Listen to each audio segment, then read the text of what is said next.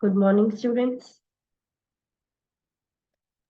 Good morning, ma'am. Good morning. Okay, so let's start today's class. What we have completed yesterday?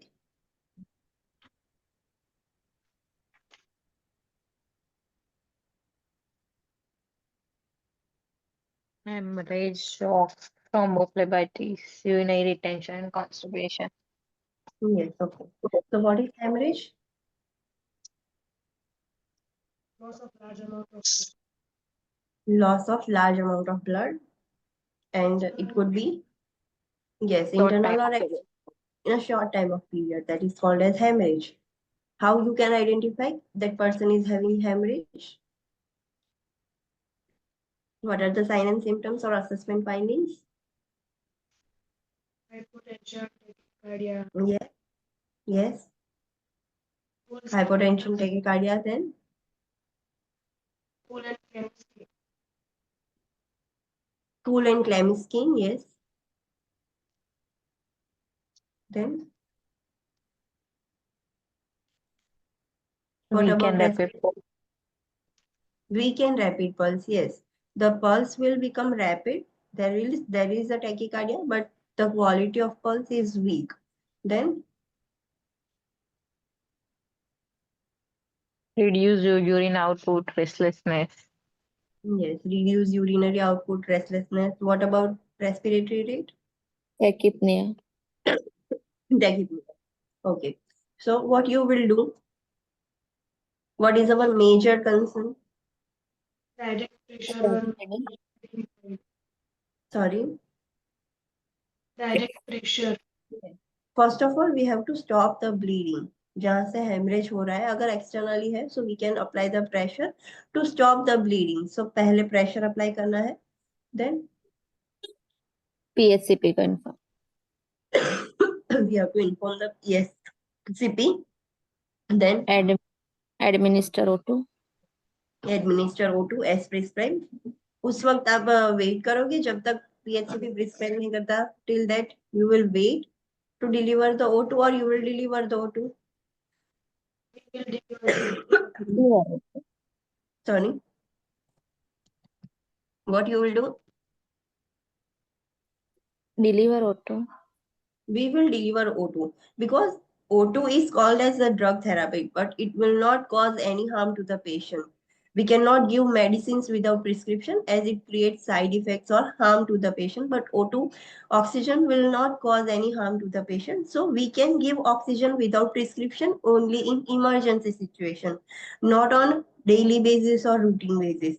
But whenever there is emergency situation, we cannot wait for the PHCP to prescribe the oxygen therapy. We can use our clinical judgment and start the oxygen therapy as soon as possible. Then IV fluid blood products. IV fluids and blood products. Then Surgical procedure માટે prepare કરવાનું. yes, we will prepare the client for the surgical procedure. Okay, I want to ask you one question. Patient is already having hemorrhage, or let me think, the patient has become dehydrated. So आपको blood products और IV fluids देने हैं तो आप कौन सी IV line लोगे? You know that you will have to deliver blood products. Then 18 goes. 18 goes. okay. But dehydration check. Patient is due to hemorrhage. Patient is completely dehydrated. Patient को blood loss हो गया. It means fluid loss हो गया. So patient की vein जो है due to the fluid loss, blood के साथ जो fluid loss होता है उसकी वजह से veins patient dehydration experience करेगा. So उस टाइम आपको भी ब्लड प्रोडक्ट्स देना है. यू अंडरस्टैंड कि we need there might be a chance कि हमें ब्लड ट्रांसफ्यूजन करना पड़े. आईवी फ्लूइड्स तो कंपलसरी देना ही होगा. सो तब आप कौन सी आईवी लोगे? 20 नहीं. Why not 18? Dehydration હોય ને તો vein flow જલ્દી આવશે નહીં. Yes, we know कि whenever there is already pre-planned administration of blood products, we always go for 18 gauge needle. But whenever the patient is already dehydrated, उसकी वेन्स इजीली विजिबल ही नहीं होगी, तब आप 18 की आईवी लाइन लोगे तो पेशेंट को अननेसेसरी पंचर्स होंगे बट आईवी लाइन नहीं आएगी.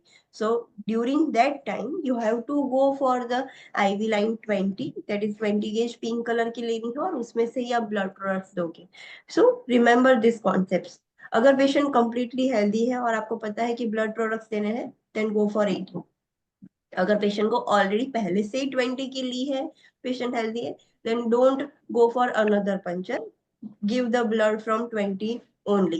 If the patient is not healthy, patient is experiencing dehydration or dehydrated है, और एनी हाउ क्वेश्चन में आपको ऐसा दिया गया है कि पेशेंट की वेन्स इजीली नहीं है, यू कैन सी कि वीक और रैपिड पल्स है, सो पल्स बहुत ही वीक है, सो आप समझ सकते हो कि वेसल्स भी कैसी हो जाएगी, सो डिहाइड्रेशन हो जाएगा पेशेंट को. तो ऐसे टाइम पर आप 18 नहीं ले सकते थे. At that time you have to go with the 20 gauge IV line and you can administer blood from the 20. Understood?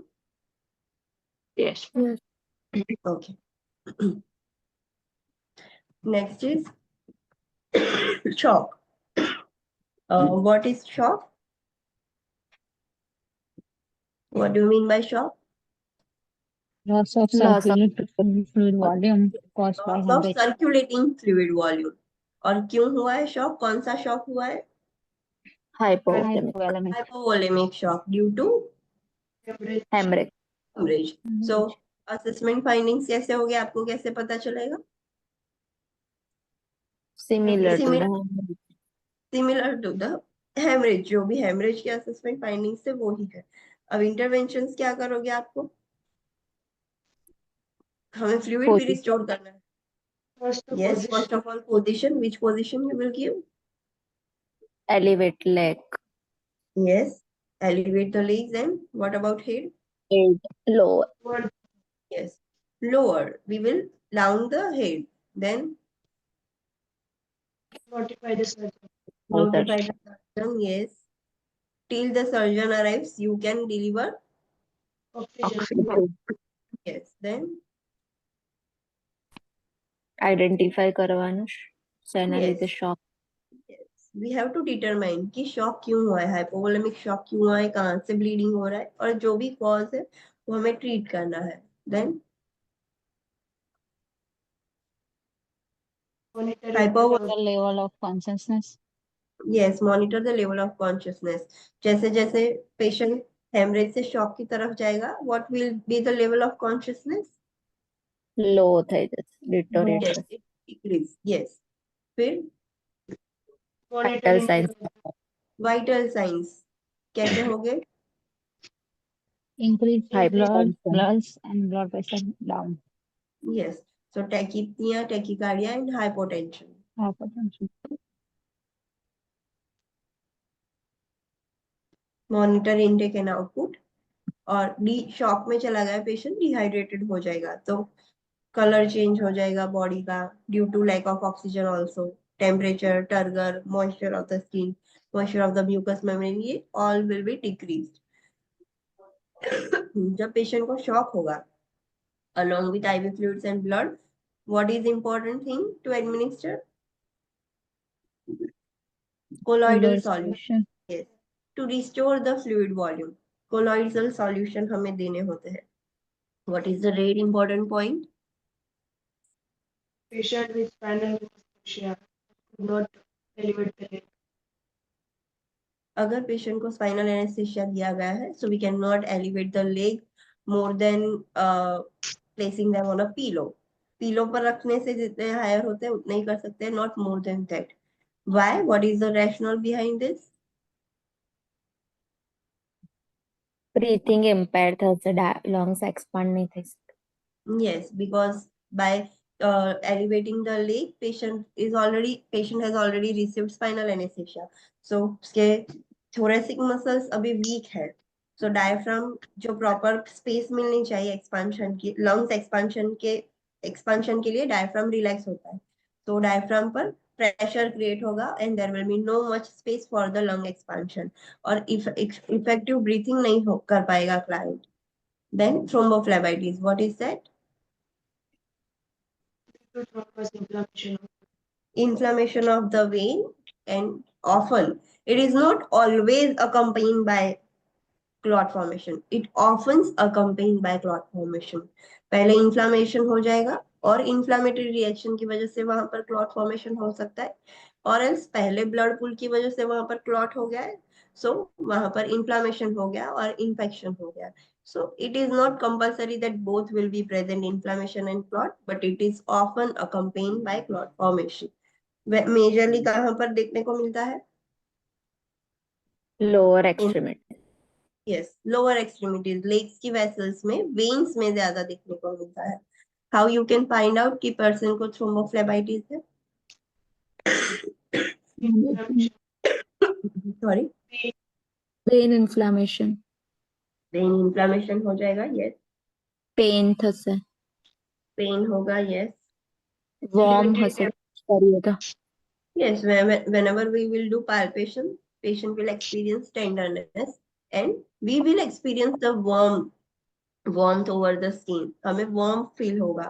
Then van hard feel થશે. yes, we can feel the vein has become hard and cord like tortuous हो गई है वो पूरी. Elevated temperature हम feel कर पाएंगे at the inflammatory site. फिर दूसरी sign,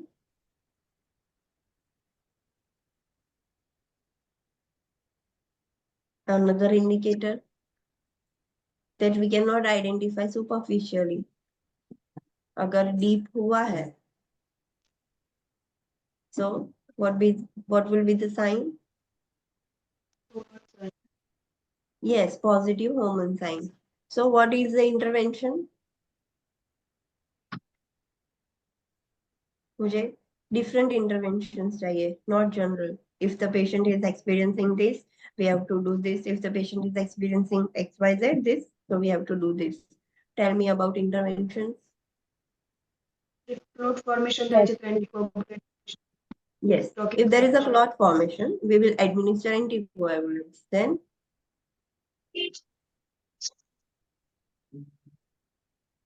Then another thing,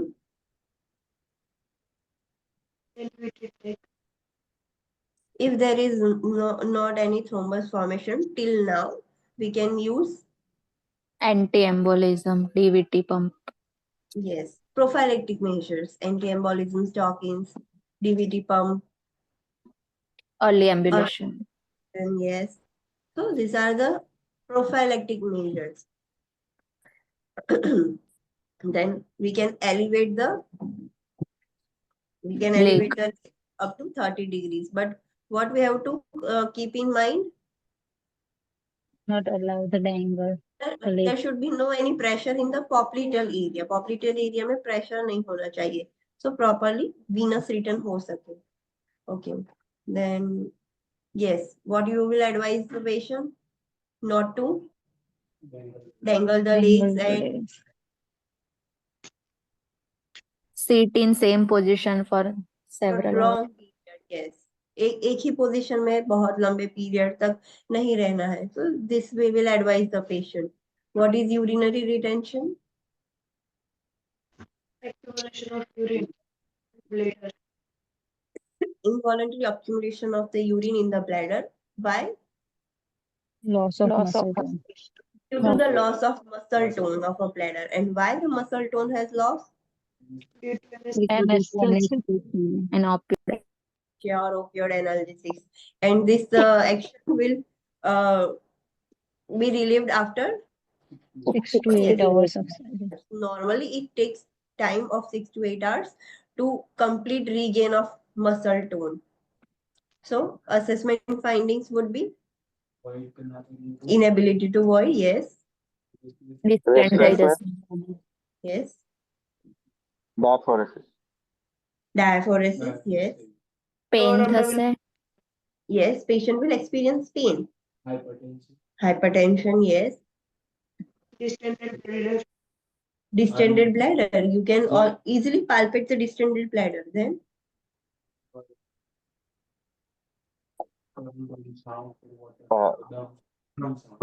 yes. Blood sounds like drum.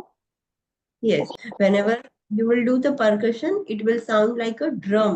Drum जैसी आवाज आएगी. So what is the intervention? Yes. Voiding first. We have to now make the patient void anyhow. So first you will go for the Non-invasive. non-invasive techniques. After that, you will go for the invasive techniques. So how you will make the patient void with non-invasive techniques? What are they? Encourage ambulation.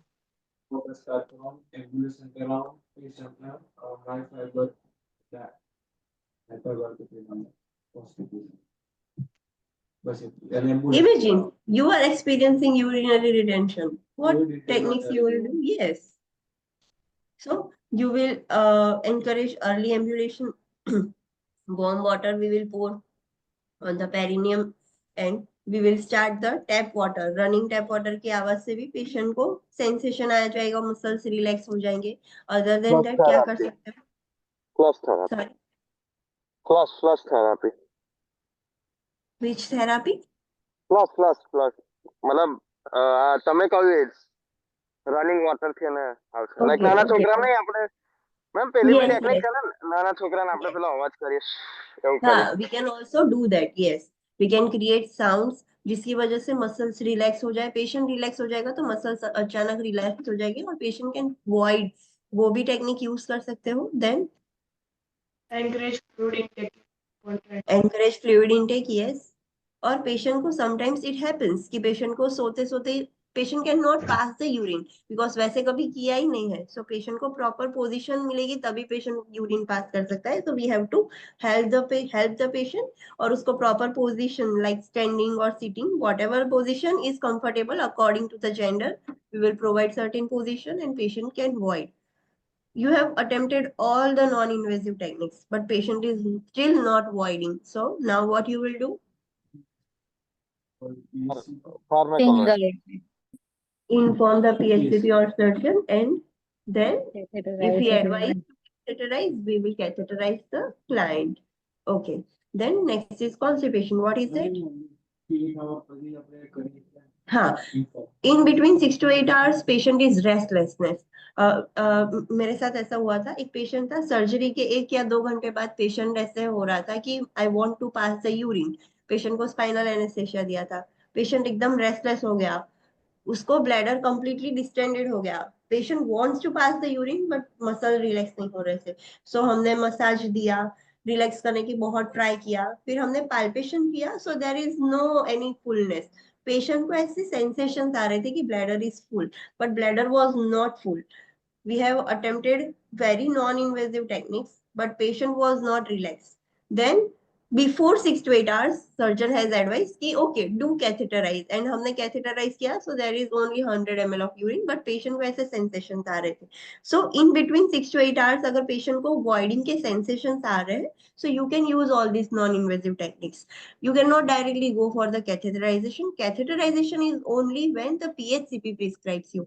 And 6 to 8 hours के बाद अभी patient को sensation ही नहीं आया. 6 से 8 घंटे हो गए, still patient is not telling you that I am feeling urge to void. Patient को अर्ज ही नहीं हो रही है. तो आपको खुद सामने से पेशेंट को बोलना होगा कि okay, get up from the bed, let's go to the washroom. आपको यूरिन पास करना ही है एनी हाउ. पर पेशेंट ऐसा बोले कि मुझे फीलिंग ही नहीं हो रही, सेंसेशन भी नहीं हो रही, still you have to pass the urine. अभी 6 से 8 घंटे हो गए. Now it's our responsibility that anyhow we have to pass the make the patient void. In between 6 से 8 घंटे के बीच में भी पेशेंट का ब्लैडर फुल हो जाए और पेशेंट को वॉइडिंग का सेंसेशन आए, सो you can help the patient. पर 6 से 8 घंटे इज आवर मैक्सिमम टाइम. उससे ज्यादा हम वेट नहीं कर सकते. उस टाइम तक तो हमें any how non invasive technique से वॉइड करवाना है. इन बिटवीन पेशेंट बहुत ही ज्यादा रेस्टलेस हो जाता है. सो पीएचसीपी के ऑर्डर पर हम कैथेटराइज कर सकते हैं अगर नॉन इन्वेसिव टेक्निक्स फेल हो जा रही है तो. So it depends on the situation. Practically सोचना है. पेशेंट की सेफ्टी और कंफर्ट हमें पहले ध्यान में रखनी है. पेशेंट का ब्लैडर फुल हो गया है, पेशेंट नॉन इन्वेसिव से वॉइड नहीं कर पा रहा है, तो then we can go for the catheterisation. Understood? Yes. क्यों? बिकॉज पेशेंट का ब्लैडर फुल हो गया है. स्पाइनल एनेस्थेसिया की और जनरल एनेस्थेसिया की इफेक्ट की वजह से हमने सारी टेक्निक्स यूज की, फिर भी मसल्स रिलैक्स नहीं हो पा रहे. सो आपके पास कोई ऑप्शन ही नहीं है. You have to go for the catheterization because patient is sensing that bladder is full. आप पेशेंट को कितना भी समझाओगे कि there is no full bladder, पर patient will not feel comfort. So आपको उसके लिए करना ही होगा. Okay, next is constipation. What is that? Okay, so inability to passage the stool. inability to pass the stool or infrequent passage of stool. So patient was already NVM, so there might be chances कि patient stool pass ना करे. खाया ही नहीं है तो कैसे करेगा? So how you can say कि patient को constipation है?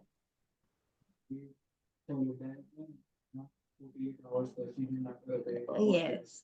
When the patient resumes the solid diet, surgery के बाद solid diet भी उसने चालू कर लिया है, solid food ले रहा है, फिर भी within 48 hours patient stool pass नहीं कर रहा है, then we can say कि patient को constipation है.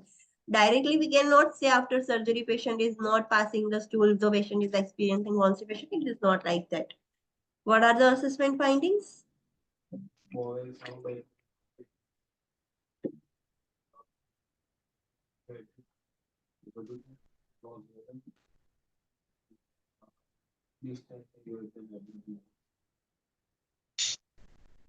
Online students, what are the assessment findings? Assess the bowel sound. Assess the bowel sounds. Bowel sound will become Clean. yes. Yeah, Then Abdominal distension. abdominal distension, yes. Nausea, vomiting.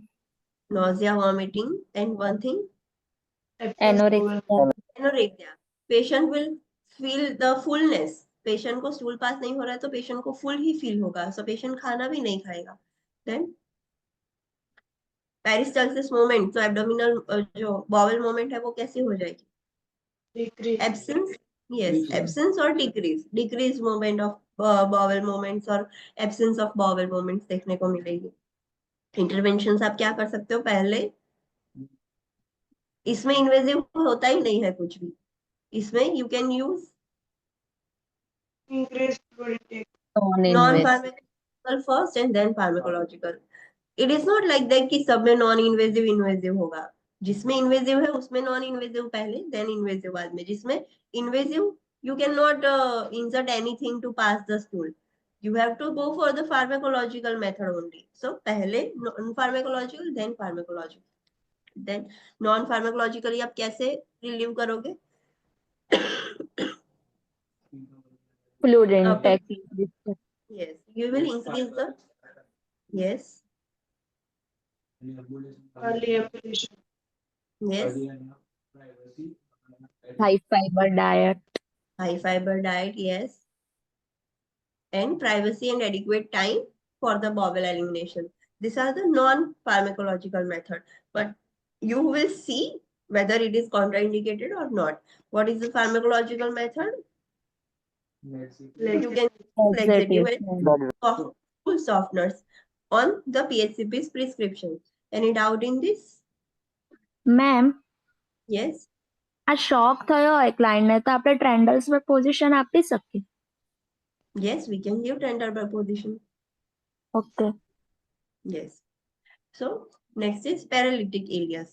What is paralytic ileus? Let's see the description. Paralytic ileus is a failure of appropriate forward movement of bowel content. Paralytic, it means paralysis, and ileus means ileum. Ileum means large intestine. Yes, large intestine is called as ileum. So उसमें paralysis हो गया है.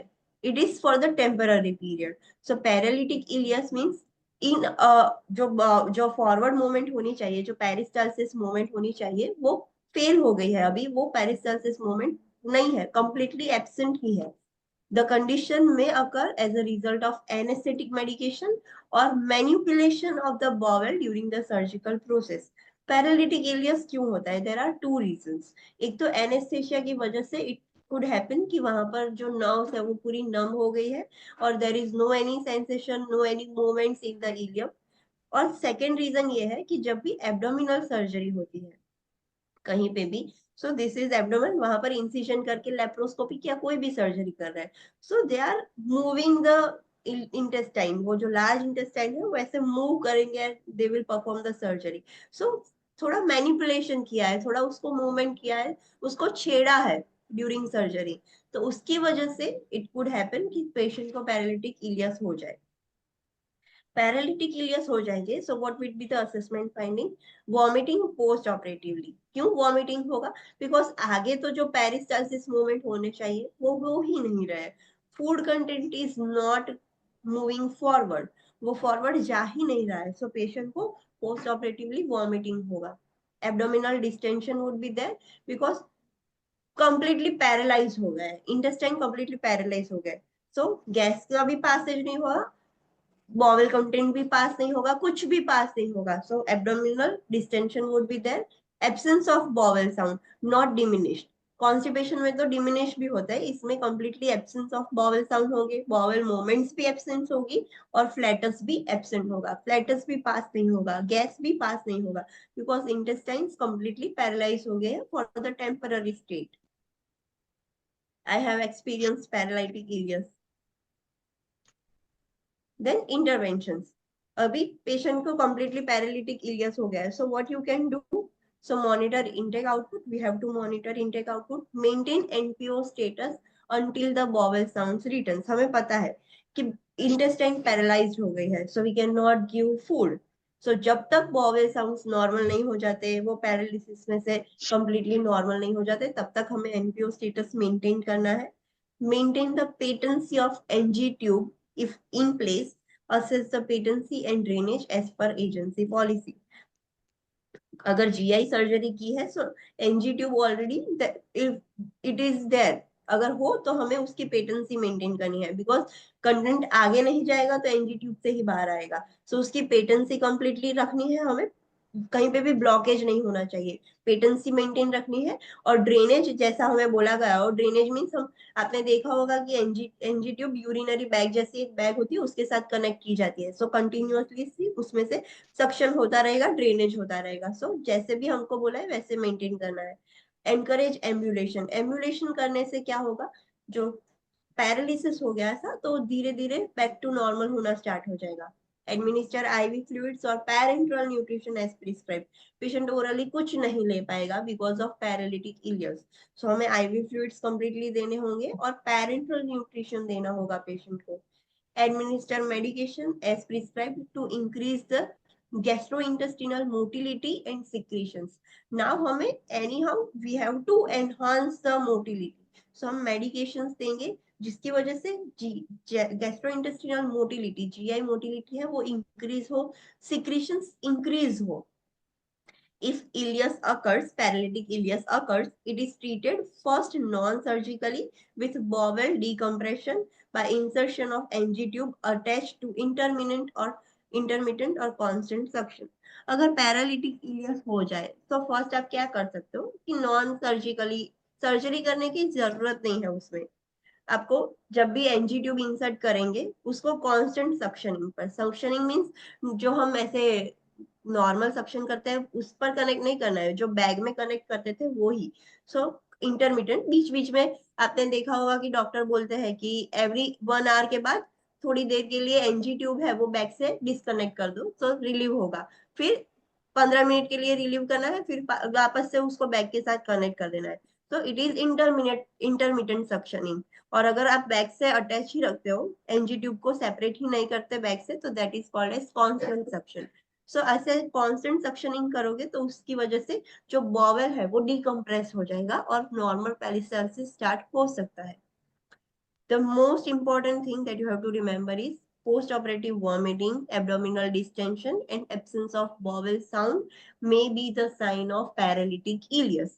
अगर आपको scenario में दिया गया है and after surgery the patient is experiencing vomiting, abdominal distension and absence bowel sound, not diminished, absence of bowel sound लिखा हो, so you have to identify that these are the signs of paralytic ileus। Understood? मुझे भी paralytic ileus हो गया था। I was मेरा NBM, my surgery was on Friday, so Thursday night से मैं एनबीएम थी और मुझे फूड दिया गया था संडे। मैंने बहुत जिद की थी डॉक्टर से कि I want to eat something because बहुत भूख लगी थी, and because of paralytic ileus there was no passage of flatus and bowel movements भी नहीं थे.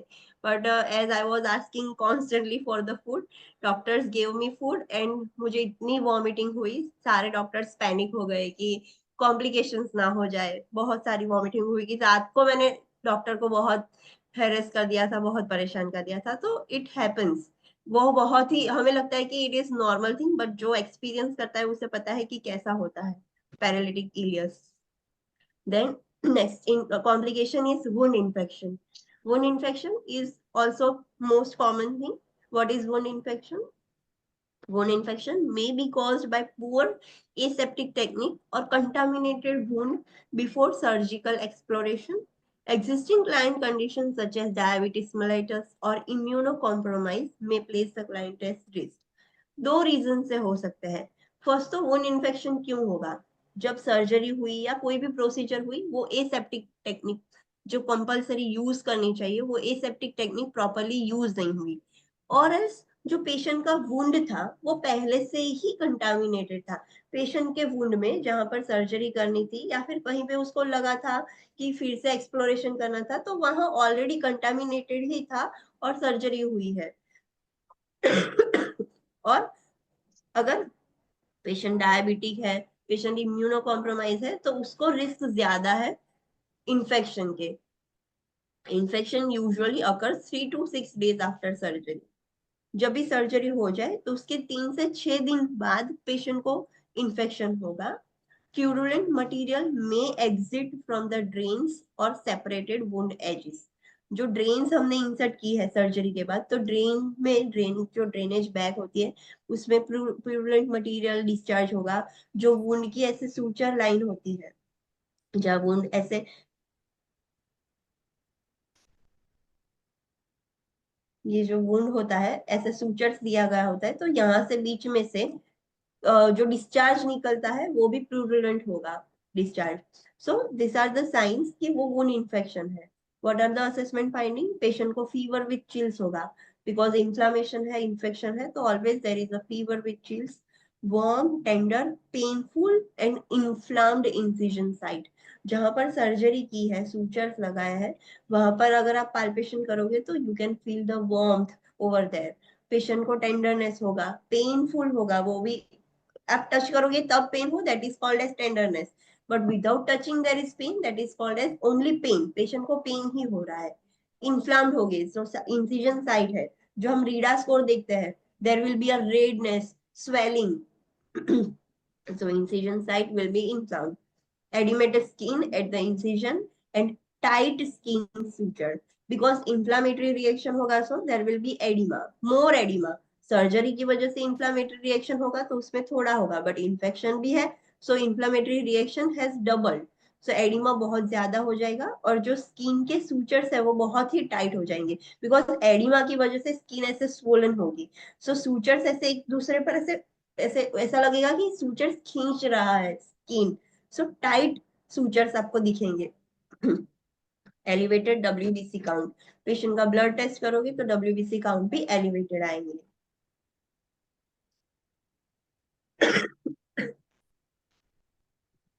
इंटरवेंशन आप क्या कर सकते हो? So monitor the temperature first. आपको टेम्परेचर देखना है. Monitor the incision site for approximation of the suture line, oedema और ब्लीडिंग, और for the signs of infection. जब आपको इन्फेक्शन या सूचर्स हेल्दी है या नहीं वो कैसे पता चलेगा? So there is only you have to do the REEDA score. So पहले तो आपको approximation of the suture line identify करना है. Approximation means alignment. अलाइनमेंट है या नहीं, वो अप्रोक्सीमेशन आपको चेक करना है. Is there any oedema or not? Is there any bleeding from the sites or bleeding from the incision site, or is there any signs of infection? So you will check the RIDA score. R is redness, erythema, ecchymosis, drainage, and approximation. So you have to assess the RIDA score in every incision, not only for the episiotomy. Episiotomy is also one type of incision. आप ऐसे cut करते हो. So जहां पर भी incision और sutures हो, वहां साइड पर आपको कैसे एग्जामिन करना है? You have to check the RIDA score. Notify the surgeon if the signs of wound infections are present. आपको तुरंत सर्जन को नोटिफाई करना है कि if there is any sign of infection. maintain the patency of drain and assess the drainage amount, color, consistency and odor. जो drain है उसकी patency maintain करनी है, there should not be any blockage, drainage का amount कितना है, कैसा colour है, कैसी कंसिस्टेंसी है, कैसी ओडर है, वो भी आपको नोट डाउन करना है, असेस करना है. Maintain asepsis, change the dressing as per form, wound irrigation if prescribed. Yes, patient को already infection हो गया है, so now you have to strictly maintain the asepsis. आपको सब चीजें aseptical technique use करके ही करना होगा. So you have to change the dressing, you have to do the wound irrigation. वो infected है, so आपको irrigate करना होगा as per the prescription. Anticipate prescription for wound culture and blood culture if infection is suspected. अगर आपने देखा कि purulent discharge है, आपको पता चला कि wound infection हो गया है, so as per the prescription आपको पहले से ही prepare होना होगा. Anticipate the prescription. Anticipate means पहले से ही assume कर लेना कि doctor will advise the wound culture और blood culture, so you have to be ready. अगर वुंड कल्चर और ब्लड कल्चर आपको पता ही है कि इंफेक्शन है, so doctor PHCP will always notify about the wound culture और ब्लड कल्चर. सो आपको क्या ध्यान रखना है बिफोर डूइंग वुंड कल्चर और ब्लड कल्चर? एंटीबायोटिक्स आप क्या कर लो? Yes, we cannot administer antibiotics before blood culture और wound culture. जब तक blood culture और wound culture नहीं हो जाता तब तक हम antibiotics नहीं दे सकते. Then आपको पहले से ही पता है कि infection है तो डॉक्टर बोलेंगे ही. So you can hold the dose of antibiotics. और डॉक्टर बोल दे कि you go for the any blood culture भी बोल सकते हैं और wound culture, पर जो भी culture बोले वो आपने कर लिया, then you can administer the antibiotics as per the prescription. Understood? Yes. Okay, let's see box 15.6. Procedure for sterile dressing change and wound irrigation. Sterile technique से कैसे आपको ड्रेसिंग चेंज करना है, वुंड इरिगेशन कैसे करना है, how you have to do the procedure. Let's see. Verify the prescription for procedure in the medical record. Yes, हम अपने आप से ऐसे ड्रेसिंग चेंज और वुंड इरिगेशन नहीं कर सकते. There should be a prescription. So verify करो कि मेडिकल रिकॉर्ड में डॉक्टर ने मेंशन किया है अबाउट ड्रेसिंग चेंज और wound irrigation. Anticipate supplies that will be needed and gather supplies including PPE and additional equipments needed for protection, that is gown, face shield, clean and sterile gloves. A sterile dressing change kit is available and any anticipated additional supplies such as gauze, drain sponges, cotton tip applicators, tape, an abdominal pad, a measuring tool, syringe for irrigation, irrigation basin, extra pair of sterile gloves and underpad. हम normally we don't use irrigation basin, we use kidney tray. So according to the agency policy and according to our requirement, वो सारे equipments हम gather कर लेंगे. If there is any risk of splashes on the face, हमें face shield भी लगेगा. If there is a risk of splashes on the clothes, तो हमें गाउन भी पहनना होगा. So according to our need, हमें सारे पीपी इक्विपमेंट्स, जो इंस्ट्रूमेंट्स ड्रेसिंग चेंज के लिए लगेंगे वो भी जरूरी है. और आपको बोला गया हो कि along with dressing change, every time whenever you are changing the dressing you have to irrigate the wound also. So irrigation के लिए भी जो भी equipments लगेंगे, syringe, फिर sterile water, NS और sterile water, वो सब हम हमारे साथ पहले से ही रख लेंगे. Introduce self to the client, identify the client with two accepted identifiers and compare against the medical record, provide privacy and explain the procedure. Yes, पहले आपको client के पास जाना है. You have to introduce yourself, like I am RN, this your name, and I am going to do this procedure on you. So पहले आपको introduce करवाना है, आपको procedure explain करवानी है, and you have to identify the client with two accepted identifiers. What is that? कैसे identify करोगे? दो आइडेंटिफायर से एक कारण होना चाहिए.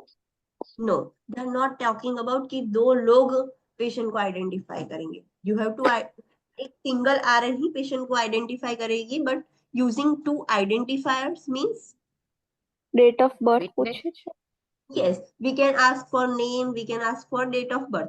कोई भी दो क्वेश्चन करके दो टाइम हमें कंफर्म करना है. It they are not talking about कि दो लोग आपको कंफर्म करने के लिए आए, but you can check it could happen कि पेशेंट का नेम और सरनेम, दो पेशेंट के नेम और सरनेम सेम हो, so you can go for another way, so like asking date of birth or asking the place they live, so anything, but though identifier at least you have to ask for the patient. And you have to compare. Patient ने बोला कि my name is this, so you have to compare that जो भी patient ने बोला है with the medical record. Patient ने बोला है कि my date of birth is this, so you have to check in the medical record. So you have to compare the data with the medical record. Patient को privacy दे दोगे आप, patient को procedure explain करोगे. Okay, next, assess the client's pain level using an appropriate pain scale and medicate as necessary. Patient की surgery हुई है, patient को pen तो होगा ही, सो पहले पेशेंट का पेन कितना है वो आइडेंटिफाई करो पेन स्केल की वजह से, मत उसका यूज करके, एंड पेशेंट को पहले से ही मेडिसिन दे दो, analgesics. Assess the client for allergies, particularly to tape or latex. Patient को कोई एलर्जी है या नहीं, लेटेक्स की कॉमनली होती है, सो वो एलर्जी है या नहीं वो आप पहले से आइडेंटिफाई कर लो. Assess the client for okay, perform hand hygiene and don the PPE. Hand hygiene कर लो, and don the PPE means Hearing. Wearing wear PPE. yes, wear the PPE kit. Donning means wearing and doffing means removing. Yes. Then position the client appropriately, apply clean gloves and place the underpad underneath the client. आपने सब patient को explain कर दिया, allergy सब assess कर लिया. Now you have worn the PPE kit. Now you have to give appropriate position to the client. Position देने के बाद आपको क्लीन ग्लव्स पहनना है. You can not touch everywhere after wearing the gloves. So पहले सब सेटल कर दो, देन लास्ट में आपको ग्लव्स पहनना है. देन आप अंडर पैड रखते हो. अंडर पैड मीन्स वो ऐसी मलीना शीट जैसी व्हाइट शीट आती है कि जिसकी मदद से बेड शीट गंदी ना हो, because you are going to irrigate. Irrigation के वक्त ऐसे फ्लूइड निकलेगा, सो पेशेंट की बेड शीट गंदी हो सकती है. तो you have to place the under pad underneath the client. Client के नीचे अंडर पैड रखना होगा. सॉरी, यस, मैकिंटॉश जैसा आता है, नॉट मैकिंटॉश, वो रबरी मटेरियल होता है. अंडर पैड व्हाइट कलर का डायपर का मटेरियल कैसा आता है वैसा व्हाइट कलर की शीट आती है, if you have seen in the hospitals. remove the soil dressings, assess and characterize the drainage noted on the dressing, and discard the removed dressing in a biohazard waste. Note if a moist to dry dressing adheres to the wound, gently free the dressing and warn the client of the discomfort. If a dry dressing adheres to the wound, it is not to be debrided. Moisten the dressing with the normal saline and remove. Okay. फिर आपको सारे जो soil dressing है जो आपने remove कर दिए हैं, तो आपको नोट डाउन करना है कि कैसा ड्रेसिंग, कैसा ड्रेनेज था, कैसा हुआ, कितना था, और वो सारा जो मटेरियल आपने पेशेंट में से निकाला है ड्रेसिंग चेंज के वक्त टाइम पर, तो वो सब आप कहाँ पर डालोगे, कौन से बैग में डालोगे? But which colour bag? Yellow bag. Yes. Human anatomical waste or infected waste always goes in the yellow bag. So आप yellow bag में डिस्कार्ड करोगे. फिर अगर क्लाइंट का जो ड्रेसिंग है, आप ड्रेसिंग ऐसे रिमूव करने वाले हो जो ऑलरेडी पहले से लगा हुआ है वो, सो वो मॉइस्ट टू ड्राई है, थोड़ा मॉइस्ट है थोड़ा ड्राई है, so you have to inform the client advance कि I am going to remove this and you will experience little bit of discomfort. आपको पता होगा कि आप ऐसे ड्रेसिंग रिमूव करते हो तो क्लाइंट को पेन होगा, so you have to warn the client in advance. आपको पहले से ही करना है, एडवांस में ही बोलना है, और you have to gently remove the dressing. अगर ड्रेसिंग एकदम ड्राई है तो आप डायरेक्टली ऐसे नहीं निकाल सकते, पहले उसको नॉर्मल सलाइन से आपको गीला करना होगा, थोड़ा वेट करना होगा कि जो वहां पर स्टिक हो गया है ड्रेसिंग, तो वो गीला होने की वजह से इजिली फ्री हो सके, और गीला करने के बाद ही आपको रिमूव करना है. So remember this thing. Assess the wound and peri wound for the size. Wound and peri wound means, what is peri wound?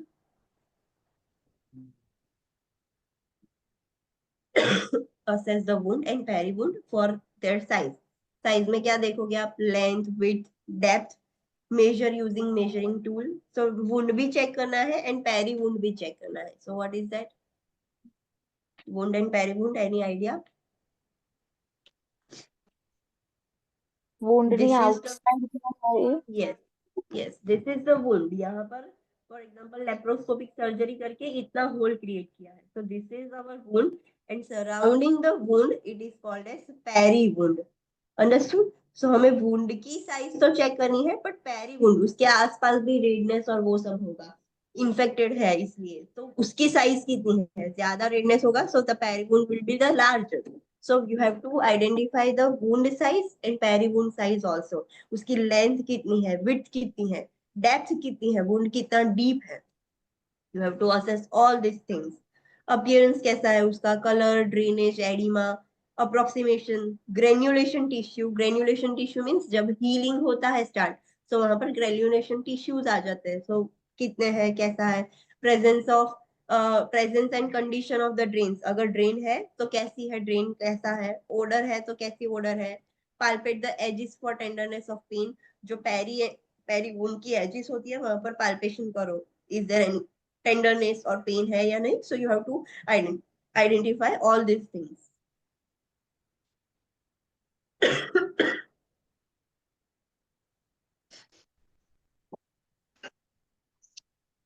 Next is cover the wound with a sterile gauze by opening a sterile gauze pack and lightly placing the gauze on the wound without touching the dressing material. Remove gloves as and perform hand hygiene. अभी आपने वो पुराना dressing remove कर दिया, wound irrigation भी कर दिया, आपने सब चेक भी कर लिया कि साइज कैसी थी, रेडनेस है या नहीं, सब चेक कर लिया. Now you have to apply the new dressing. तो न्यू ड्रेसिंग के लिए आप जो गॉस पीस आते हैं स्क्वायर, वो स्टेराइल वाले यूज करने होंगे, पैक्ड वाले यूज करने होंगे. सो मेक श्योर कि आप ऐसे ओपन करते हो तो जब भी आप रखो सो बिना छुए उसको रखना है, because your hands are now dirty. आपने वो क्लीनिंग किया, सब किया, तो आपके हाथ गंदे हैं. So make sure कि without touching you are applying that dressing material. Now you have to remove the gloves because your gloves are so dirty. You have to do the hand hygiene. Set up a sterile field.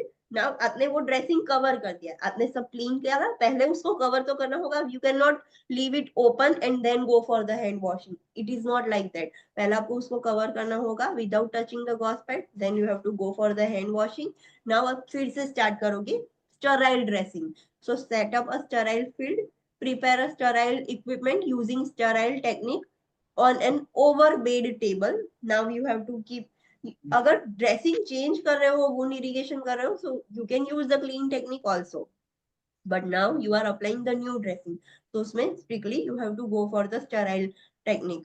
If irrigation is prescribed, pour any prescribed irrigation solution into a sterile basin and draw the solution into the irrigating syringe. Gently irrigate the wound with the prescribed solution from at least contaminated area to the most contaminated area. Use an approved irrigation basin to collect the solution from the irrigating procedure. Yes, आपने पहले वो सब निकाल दिया. Now you are going for the irrigation. So आपको पता है कि सारे स्टेराइल इक्विपमेंट्स आप यूज करोगे और ऑलवेज जो लीस्ट कंटामिनेटेड है वहां से आपको मोस्ट कंटामिनेटेड एरिया पर जाना है. सो सराउंडिंग में लेस कंटामिनेटेड होगा, सेंटर में बहुत कंटामिनेशन होगा, तो पहले सराउंडिंग वाला क्लीन करो, then go with the centre. So जैसा भी हो, जहां पर कंटामिनेशन ज्यादा हो वहां पर लास्ट में करना है, लीस्ट कंटामिनेशन वहां पर पहले करना है. जो भी सॉल्यूशन यूज करने के लिए बोला है वो सॉल्यूशन यूज करके इरिगेशन करना है. Cleanse the wound with the sterile gauze from at least contaminated area to the most contaminated area. आपने इरिगेशन कर दिया, now you have to clean, dry करना है आपको. सो कैसे ड्राई करोगे, पहले कौन सा एरिया क्लीन करोगे, यस लेस कंटामिनेटेड है वो पहले करोगे, देन मोस्ट कंटामिनेटेड है वो बाद में करोगे. Using a single stroke motion. You can not like repeated motions में नहीं कर सकते. एक बार किया you have to discard the gauze piece, second time किया you have to discard, third time किया यू हैव टू डिस्कार्ड. एक सिंगल स्ट्रोक में ही करना है. It is not like that एक दो तीन बार किया then you are discarding. It is wrong practice. You can not do like that. Discard the gauze from each stroke and use a new one for next stroke. As I have mentioned कि एक बार किया फिर you have to discard, then use the next gauze piece. If the drains are present, use cotton tip applicator to hold the drains up and cleans around the drain site using the circular stroke starting near the drain and moving outward from the insertion site using the cotton tip applicator or sterile gauze. Dry sites in the same manner using sterile gauze. अगर drain already वहां पर present है, आपने wound open कर लिया, irrigation कर लिया, so cotton tip applicator से आपको ड्रेन को ऐसे होल्ड करके रखना है ऊपर की तरफ, वहां से ट्यूबिंग इंसर्ट की होगी and you have to clean all the area. फिर जो वहां से अंदर ड्रेन इंसर्ट की है, you have to clean the tubing also, so उसको भी क्लीन करना है. इनवर्ड से ऐसे आउटवर्ड तरफ जाना है, not from the outward to inward, otherwise बाहर के बैक्टीरिया आप अंदर की तरफ ले जा रहे हो. सो जहां से इंसर्ट किया है वहां से बाहर की तरफ आपको क्लीन करना है in the outward direction. Apply any prescribed wound antiseptic with a cotton tip applicator or sterile gauze using the same technique as when cleaning the wound. अगर डॉक्टर ने बोला है कि कोई भी एंटीसेप्टिक सॉल्यूशन लाइक बीटाडीन और वो कुछ भी अप्लाई करना है, so you can apply now. आपने इरिगेशन कर लिया है, नाउ यू कैन अप्लाई. पर कैसे अप्लाई करोगे? By taking on your fingers, by taking on your gloves. Like fingers means gloves के ऊपर ही, गॉस गॉस पीस पीस पर. Yes, you can not apply, take it on the gloves. जो gauze piece है या cotton पर है उस पर लेकर आपको वहां पर अप्लाई करनी है. डायरेक्टली आप ग्लव्स वाले हैंड पर नहीं ले सकते. Dress the wound with prescribed dressing using sterile technique and secure in place. जो भी ड्रेसिंग था आपने एंटीसेप्टिक भी लगा दिया है. Now you have to apply the gauze pads, जो भी आपको बोला गया है वो सब करके उसको प्रॉपरली वहां पर सिक्योर करना है in the place. Date, time, initial the dressing and discard supplies indicated as per agency policy. Remove gloves. Now you have to write date and time. Like in some agency policies, you have to mention the date and time. जब आप ऐसा dressing कर दो तो ऊपर like जहां पर wound है उससे थोड़ा above you have to apply one microtape and उस पर आप डेट और टाइम लिख सकते हो. और else you can write in your documentation sheet, पर आपको डेट एंड टाइम लिखना है कि कब आपने किया था. एंड लास्ट में आपको सब डिस्कार्ड करना है in the yellow bag. Then you have to remove the gloves. You cannot like remove the gloves, now you are holding all the material and discarding it. No, it is not like that. Assist the client to a comfortable position and ensure safety. Assess the pain level. Now patient को dressing change हो गया है, wound irrigation हो गया. Now you have to give the comfortable position. Safety भी पूरा ensure करनी है कि क्लाइंट सेफ है. और पेशेंट का पेन लेवल कैसा है, अब पेन हो रहा है या नहीं, बिकॉज ड्रेसिंग के वक्त पेन होता है. सो वो आपको चेक करना है, असेस करना है. Document the procedure and any related assessment, client responses and any additional procedure responses. अभी सब आपको डॉक्यूमेंटेशन करना होगा कि आपने ये प्रोसीजर की है, उसके रिलेटेड आपने इन बिटवीन कुछ फाइंड आउट किया हो. लाइक प्रोसीजर के वक्त क्लाइंट को बहुत पेन हुआ, क्लाइंट की हार्ट रेट बढ़ गई, क्या कुछ क्लाइंट डिज्निक हो गया. सो जो भी असेसमेंट रिलेटेड असेसमेंट हुए हैं वहां पर आपको लिखना है. क्लाइंट का रिस्पॉन्स कैसा था, any additional procedural response client में देखने को मिले हैं या नहीं, सब कुछ इन शॉर्ट आपको डॉक्यूमेंट करना है at last. Understood? Yes, Yes. Okay. Next complication is wound dehiscence and evisceration. So what is wound dehiscence? You can see. Dehiscence means जो suture line है, you can see in figure 15.5. ये जो suture line है वो separate हो गई है. Only it is separated. So that is called as dehiscence. And evisceration means separate तो हो गई है but अंदर के जो internal organs थे वो बाहर निकल गए. So that is called as evisceration. Understood the difference? What is dehiscence and what is evisceration? yes, Yes. Okay. So wound dehiscence is a separation of the wound edges at the suture line. It usually occurs 5 to 10 days after surgery. सिर्फ separation हो जाए, जो wound की edges है वो separate हो जाए, that is called as dehiscence. और नॉर्मली जो डेहिसेंस होता है वो 5 से 10 दिन के अंदर हो जाता है dehiscence. Wound evisceration means what? It is the protrusion of internal organs through an incision. It usually occurs 5 to 10 days after the surgery. वो जो internal organs थे वो protrude होकर बाहर निकल गए हैं. That is called as wound evisceration. Dehiscence and evisceration are most common in which clients? In obese clients, clients who have an abdominal surgery, or those who had poor wound healing ability. एबिस्ट्रेशन और डेहिशन किन लोगों में ज्यादा देखने को मिलता है? सो जो क्लाइंट्स ओबेस है उनमें जो क्लाइंट्स की एब्डोमिनल सर्जरी करवाई गई है उसमें ज्यादा देखने को मिलेगा। और जिसको वुंड हीलिंग कैपेसिटी बहुत पुअर है, लाइक इम्यूनो कॉम्प्रोमाइज है, डायबिटिक क्लाइंट है, सो उनके वुंड एजेस जल्दी हील नहीं होंगे और there might be a chances कि एबिस सेपरेट हो जाए और एबिसरेशन भी हो जाए। सो इन लोगों में ज्यादा देखने को मिलता है। Wound evisceration is an emergency. Wound dehiscence is not that much emergency because सिर्फ सूचर लाइन सेपरेट हो गई है। बट अगर एबिसरेशन हो जाए that is emergency because organs बाहर निकल गए हैं। So it is an emergency situation.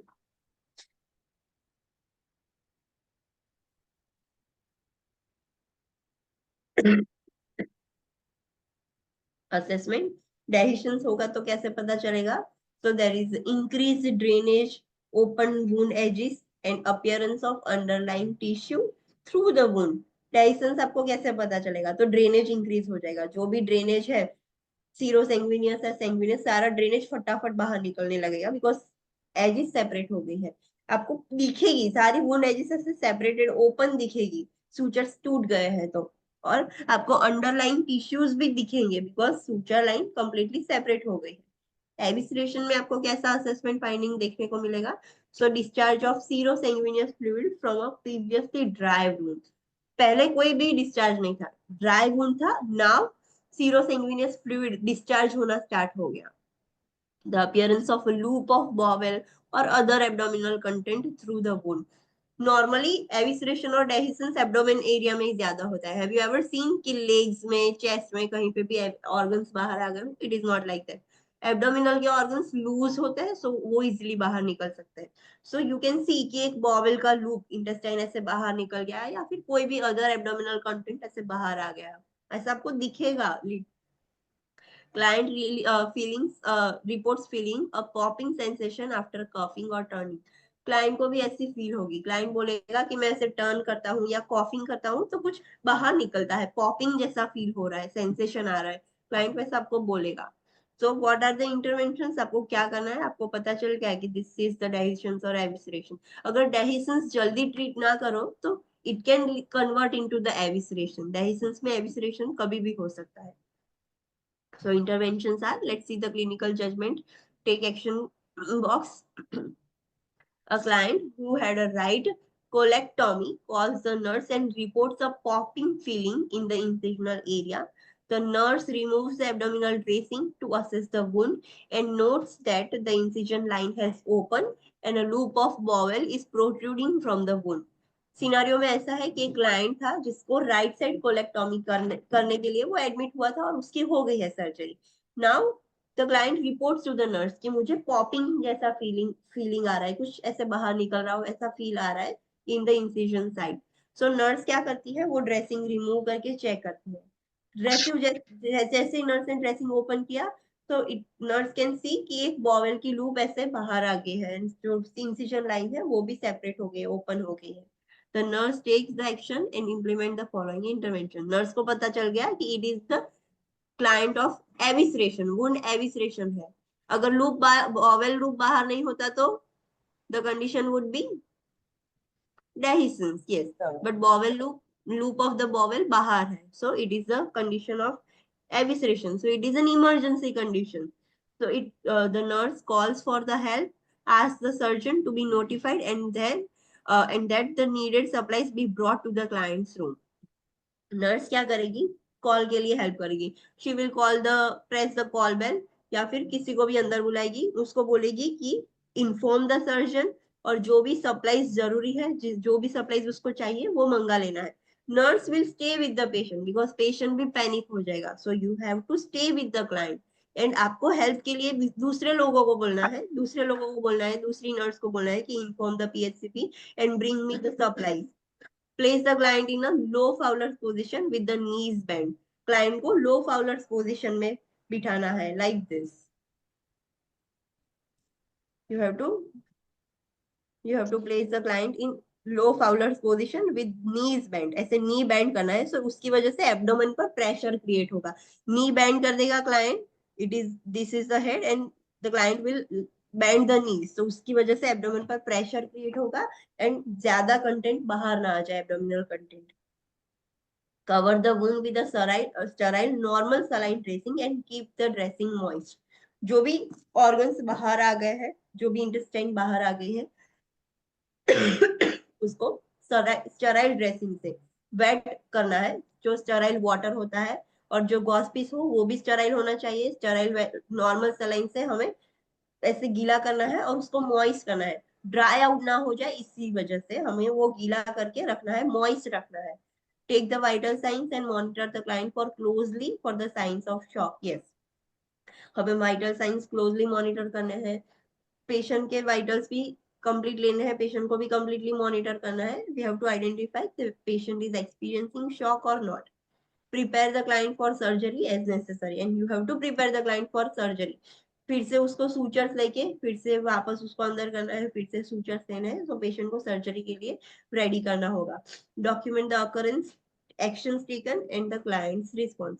ये सब हुआ, आपको सारा अकरेंस लिखना है पूरा, कि ऐसे क्लाइंट ने बुलाया, मैंने ये ऐसे चेक किया तो ऐसा दिखा। सो पूरा अकरेंस आपको लिखना है, कौन से एक्शंस आपने लिए हैं, और now what is the client response, client is stable, unstable और व्हाट। सो ये सब आपको डॉक्यूमेंट करना है। Understood? Yes, Ma'am, madam. Yes. અહીંયા જે શોક કીધો છે કે closely monitor the sign of shock, તો અહીંયા કયો શોક? हाइपोवोलेमिक शॉक, बिकॉज जो वुंड ओपन हो जाएंगे तो there might be chances of bleeding, haemorrhage होने के चांसेस है। So we have to monitor the patient for the shock. Patient को ब्लीडिंग या फ्लूइड लॉस ना हो जाए। अगर फ्लूइड लॉस होगा तो भी हाइपोवोलेमिक शॉक होगा, और हेमरेज ब्लीडिंग होगा तो भी क्लाइंट को हाइपोवोलेमिक शॉक होगा।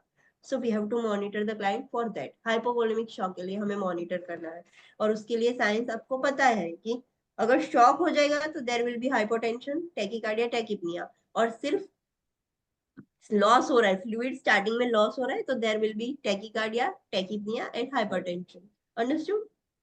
Yes. Yes. Okay. So you have to monitor this vital signs. Madam, Yes. if આવી સિચ્યુએશન થાય અને પેશન્ટ એવા સાઇન સિમ્ટમ્સ ફીલ થાય તો આપણને એવું લાગે કે આવું થઈ શક્યું હોય તો આપણે વિધાઉટ નોટિફાઈ ધ પીએસસીપી આપણે ડ્રેસિંગ રિમૂવ કરીને અસેસ કરી શકીએ? Yes. Patient is complaining कि मुझे ये feel हो रहा है, so you have to just check it. You cannot keep patient as it is. It is our duty to check it. Then you, if nothing happens, so then you have to document all these things. कि this is why I have opened the dressing, and you have to notify the surgeon कि patient को ऐसी feeling आ रही थी, that's why I have opened the dressing without your prescription. Okay. Okay. So let's take a short break. After that, we will start the ambulatory care.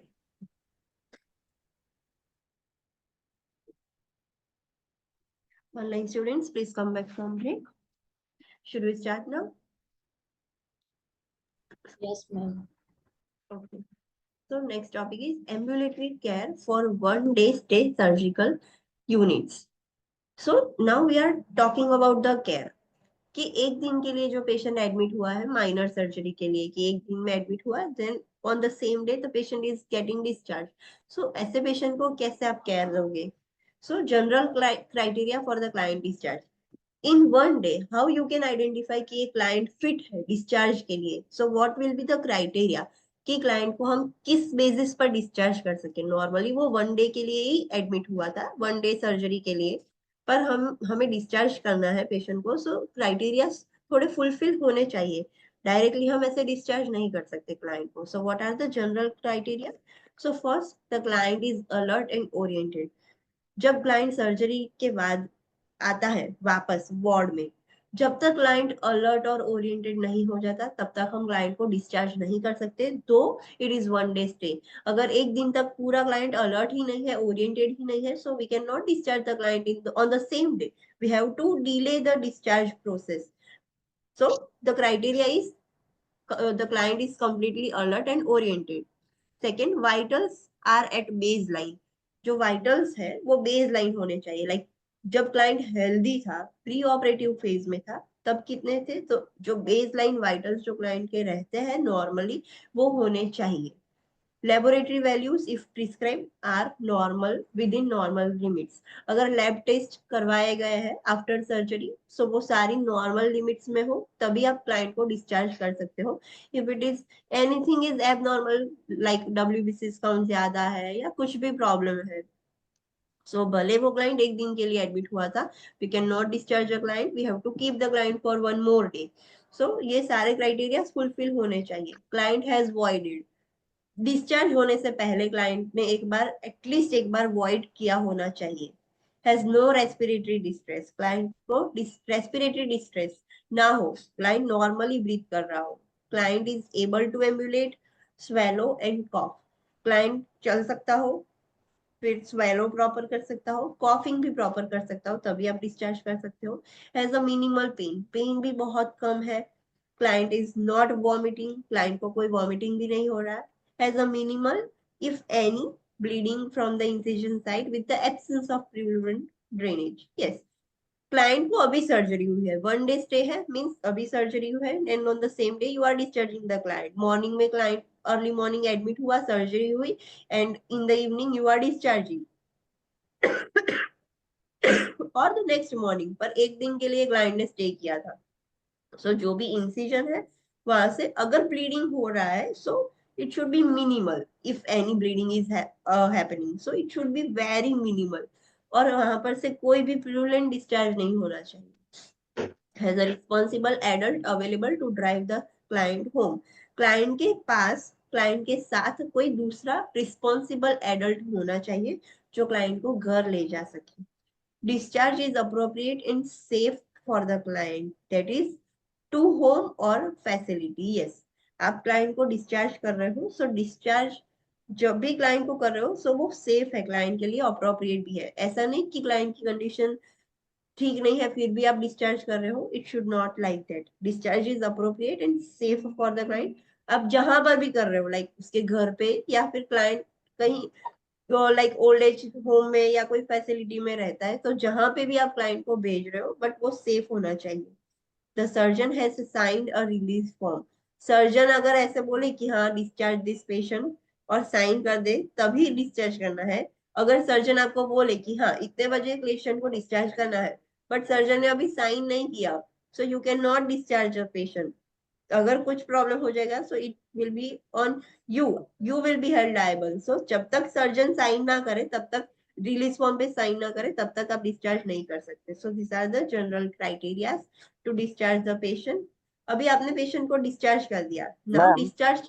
Yes, ma'am अगर वो बोले कि verbal है तो क्या करना है, मतलब अगर मान लो कि वो इमरजेंसी में डॉक्टर नाइट शिफ्ट में और एक ही डॉक्टर जो दोनों सा हैंडल कर रहा है, इन केस इमरजेंसी हो और वो वर्बल बोले तो उस टाइम पे क्या करना होता है? वही सेम होता है जो दो आयरन रख के, मतलब।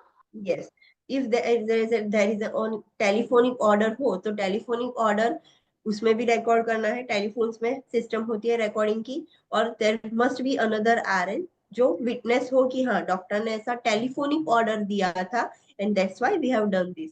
You should be, you should have the proof कि आपने जो किया है वो डॉक्टर्स के ऑर्डर पर किया था, so you will be safe. अगर आपके पास कोई प्रूफ नहीं है, then you will be held liable.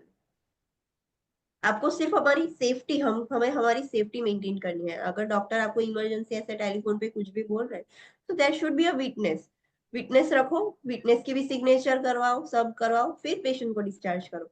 Normally ऐसे टेलीफोनिक ऑर्डर्स डिस्चार्ज होते नहीं है, but if it happens, so you have to be ready with the proof. Understood? Okay, next topic is discharge teaching. जब भी आप client को discharge करते हो, so discharge teaching is responsibility of RN. RN, not PHCP. In Indian hospitals, discharge teaching normally PHCP does. But in Anglex country, the discharge teaching is our responsibility.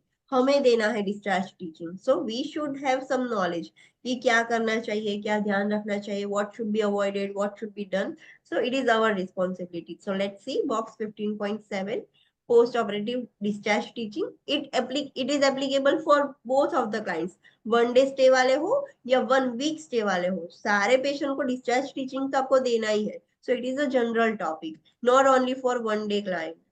So assess the client's readiness to learn, educational level, and desire to change or modify lifestyle. Use the teach back method to ensure the client understanding. Yes, before giving discharge teaching, you have to assess the client's readiness to learn. अगर client अभी सुनना ही नहीं चाहता और आप discharge teaching दे दोगे, so it won't be effective. Client की learn करने की रेडीनेस है या नहीं, क्लाइंट का एजुकेशनल लेवल कैसा है, क्लाइंट अगर इलिटरेट है for example and you are using hard terminologies, so it is difficult for client to understand that. आपको उसके एजुकेशनल लेवल के अकॉर्डिंग टीचिंग देना है. क्लाइंट की डिजायर कितनी है, वो उसकी लाइफस्टाइल मॉडिफाई करेगा या नहीं, उसकी चेंज करने की डिजायरनेस है या नहीं, वो भी आपको देखना है. And always use a teach back method. Teach back method means we have to ask the client कि एक्सप्लेन मी बैक, मैंने आपको क्या समझाया, मुझे फिर से बोलो. सो टीच बैक मेथड से आपको पता चलेगा कि क्लाइंट ने प्रॉपर अंडरस्टैंडिंग की या नहीं. समटाइम्स इट हैपेंस कि क्लाइंट ने मिसअंडरस्टैंड किया होगा. सो आप टीच बैक मेथड यूज करोगे तब आपको पता चलेगा कि क्लाइंट ने ये मिसअंडरस्टूड किया था and you can clear that misunderstanding. Assess the need for resources needed for home care. You have to identify the resources also. कि घर जाके क्लाइंट को क्या क्या चीजों की जरूरत पड़ेगी. फॉर एग्जाम्पल कोई ऑर्थो की सर्जरी है तो क्लाइंट को घर पे क्रचीज या केन्स, व्हील चेयर किसी की भी जरूरत होगी. सो कौन से रिसोर्सेज की उसको जरूरत पड़ेगी at the home. So you have to also assess that, demonstrate the care of the incision and how to change the dressing. जो भी incision है उसकी केयर कैसे करनी है, घर पे ड्रेसिंग चेंज कैसे करना है, वो आपको डेमोस्ट्रेट करना होगा. नॉट ओनली वर्बल टीचिंग, आपको करके दिखाना है. You have to demonstrate that. Instruct the client to cover the incision with a plastic if showering is allowed. अगर डॉक्टर ने बोला है कि आप शावर ले सकते हो, सो पेशेंट को इंस्ट्रक्ट करना है कि जो इंसिजन है उसको प्लास्टिक से कवर कर लो. इन शॉर्ट, मेक श्योर कि वो इंसिजन गीला ना हो जाए. अगर गीला हो जाएगा so there will be a growth of microorganism और इन्फेक्शन हो सकता है. So we have to instruct this to the client. Ensure that the client is provided with a 48-hour supply of the dressing as per the agency procedure for the home use.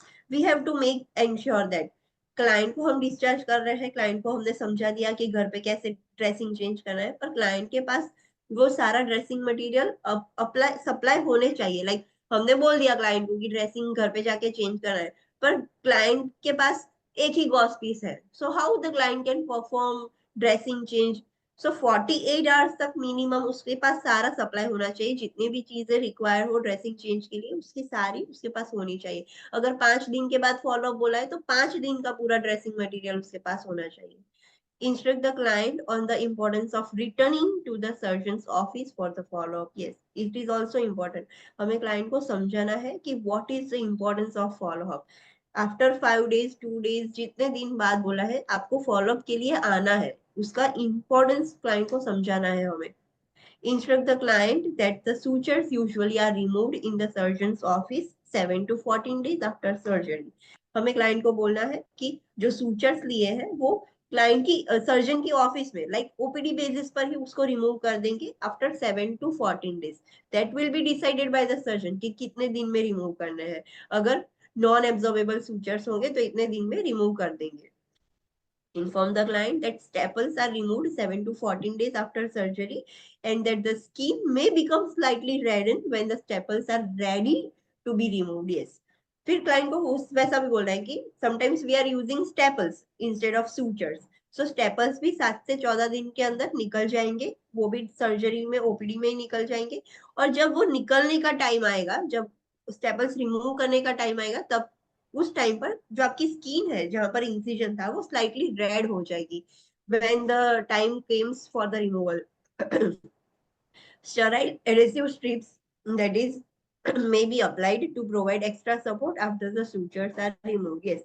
फिर patient को आप ऐसे भी advice दोगे कि जब आपके sutures remove कर देंगे तब उसके ऊपर एक स्टेराइल एकदम एडेसिव स्ट्रिप लगा दी जाएंगी कि सूचर्स पे अभी सपोर्ट मिल जाए, क्योंकि सूचर जो इंसिजन था उस पर से सूचर्स रिमूव कर दिए, सो इंसिजन को प्रॉपर सपोर्ट मिल जाए उसके लिए ऊपर से ड्रेसिंग स्ट्रिप भी, अडेसिव स्ट्रिप भी लगवा देंगे। Instruct the client on the use of medications, their purpose, dosages, administration and side effects or adverse effects. हमें क्लाइंट को मेडिसिन कैसे यूज करनी है, क्यों यूज करनी है, व्हाट इज द पर्पस, ये मेडिसिन आपको इन्फेक्शन ना हो इसके लिए है, ये मेडिसिन इसके लिए है, so we have to instruct the purpose also. Dosages भी हमें समझाना होगा, कितना डोज लेना है, कैसे लेना है, एडमिनिस्ट्रेशन कैसे करना है वो हमें समझाना होगा, उसके साइड इफेक्ट्स क्या है, एडवर्स इफेक्ट क्या है, वो भी पेशेंट को समझाने होंगे। और पेशेंट को बोलना होगा कि इसमें से कोई भी साइड इफेक्ट और एडवर्स इफेक्ट आपको दिखे so come back to the hospital. Patient को पता ही ना हो कि ये साइड इफेक्ट्स इसके हैं तो वो कैसे उसको पता चलेगा, so we have to explain the side effects also. Instruct the client on the diet and drink 6 to 8 glasses of liquid a day unless contraindicated. सो हमें क्लाइंट को इंस्ट्रक्ट करना होगा कि जो भी डाइट है वो लेना है और normally 6 to 8 glasses of water daily आपको लेना है, that is good for the health. अगर क्लाइंट को कॉन्ट्राइंडिकेटेड ना हो तो instruct the client about activity levels and to resume normal activities gradually. Activities related हमें इंफॉर्मेशन देनी है कि कौन सी एक्टिविटी आप कर सकते हो, क्या कर सकते हो, क्या नहीं कर सकते हो, एंड धीरे धीरे एक्टिविटीज ग्रेजुअली आपको रेज्यूम करनी है। It is not like that कि आज तक आपने पूरा बेड रेस्ट किया कल से पूरा काम स्टार्ट कर देना, it is not like that. धीरे धीरे ग्रेजुअली आपको रेज्यूम करनी है सारी normal activities. Instruct the client to avoid lifting for 6 weeks if a major surgical procedure was perform. अगर मेजर सर्जरी हुई है सो 6 weeks तक, लाइक 1.5 month तक आप कुछ भी वेट लिफ्टिंग नहीं कर सकते। You have to instruct this to the client. Instruct the client with an abdominal incision not to lift anything weighing 10 pounds or more and not to engage in activities that involves pushing or pulling. This is so important. आपको client को बोलना होगा कि आप कुछ भी ऐसे lifting में जिसका वेट 10 पाउंड या 10 पाउंड से ज्यादा हो ऐसा कुछ भी लिफ्ट नहीं कर सकते, और कुछ भी ऐसे पुश करने की एक्टिविटी हो जहां पर आपको दम लगाना हो या फिर पुलिंग एक्टिविटी हो, सो ये सब अवॉइड करनी है। कि 10 पाउंड वाला जो वर्ड है वो याद रखना, because you might get an MCQ जो ऐसा होता है नहीं कि after this surgery what are the client's statements that our RN needs to be re-educate the client. So उसमें सब करेक्ट होगा बट 10 पाउंड की जगह ऐसा लिखा होगा 15 पाउंड। सो सब स्टेटमेंट करेक्ट थे बट जो नंबर चेंज हो गया उसकी वजह से वो इनकरेक्ट हो गया। सो यू शुड रिमेम्बर कि 10 पाउंड और 10 पाउंड से ज्यादा वेट हो वो क्लाइंट को एंगेज नहीं करना है, उसमें वो हैवी वेट लिफ्ट नहीं करना है। अंडरस्टूड? ये नंबर्स Yes. याद रखना। Yes. The client usually can return to the work in 6 to 8 weeks depending on the procedure and as prescribed by the surgeon. Yes, normally generally 6 से 8 week के बाद client normal work कर सकता है, but it depends on surgery. अगर minor procedure है so इतना wait करने की जरूरत नहीं है, and it is always prescribed by the surgeon. Surgeon बोले उतने टाइम के बाद work normally कर सकता है patient. Instruct the client about the sign and symptoms of complications and when to call the surgeon. ये सारे हमने पोस्ट ऑपरेटिव कॉम्प्लिकेशंस देखे, सो पेशेंट को समझाने होंगे ये सारे कॉम्प्लिकेशंस के साइन एंड सिम्टम्स। अगर ऐसा हो तो इट इंडिकेट्स दिस, अगर ऐसा हो तो इट इंडिकेट्स दिस। तो सारे कॉम्प्लिकेशंस के साइन एंड सिम्टम्स हमें पेशेंट को समझाने होंगे एंड पेशेंट को बोलना होगा कि अगर ये साइन एंड सिम्टम्स हो then you have to call the surgeon. So कब कॉल करना है ये भी आपको बताना होगा। Okay, so let's study about discharge teaching.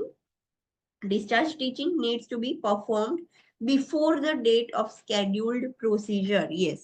Discharge teaching आप कब करोगे? Tell me. When you will give the discharge teaching to the patient?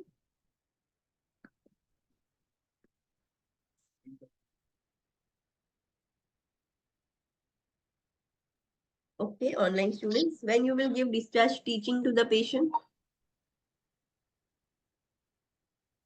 For example, आज एक patient का discharge है.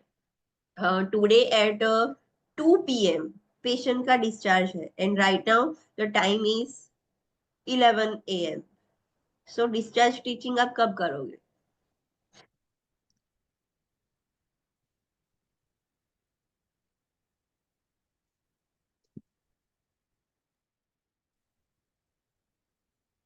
when you will do the discharge teaching?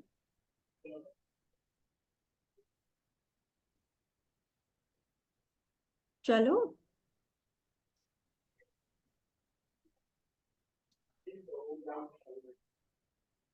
Himakshi is trying to speak something, but you are not audible. Okay, so approximate at what time you will do discharge teaching?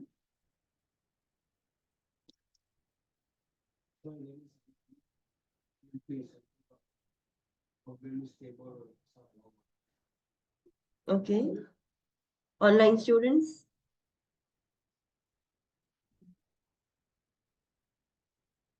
ચલો answer આપો તો ખરા.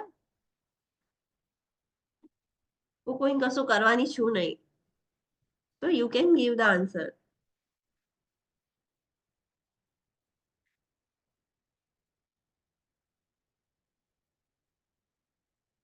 When you will give the discharge teaching?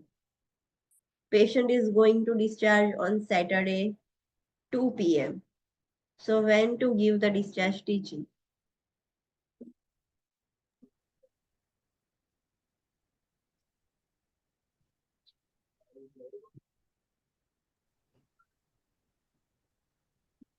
PSCP prescribe કરે પછી. Okay. Any other answers? ડિસ્ચાર્જની બધી formality પતી જાય પછી.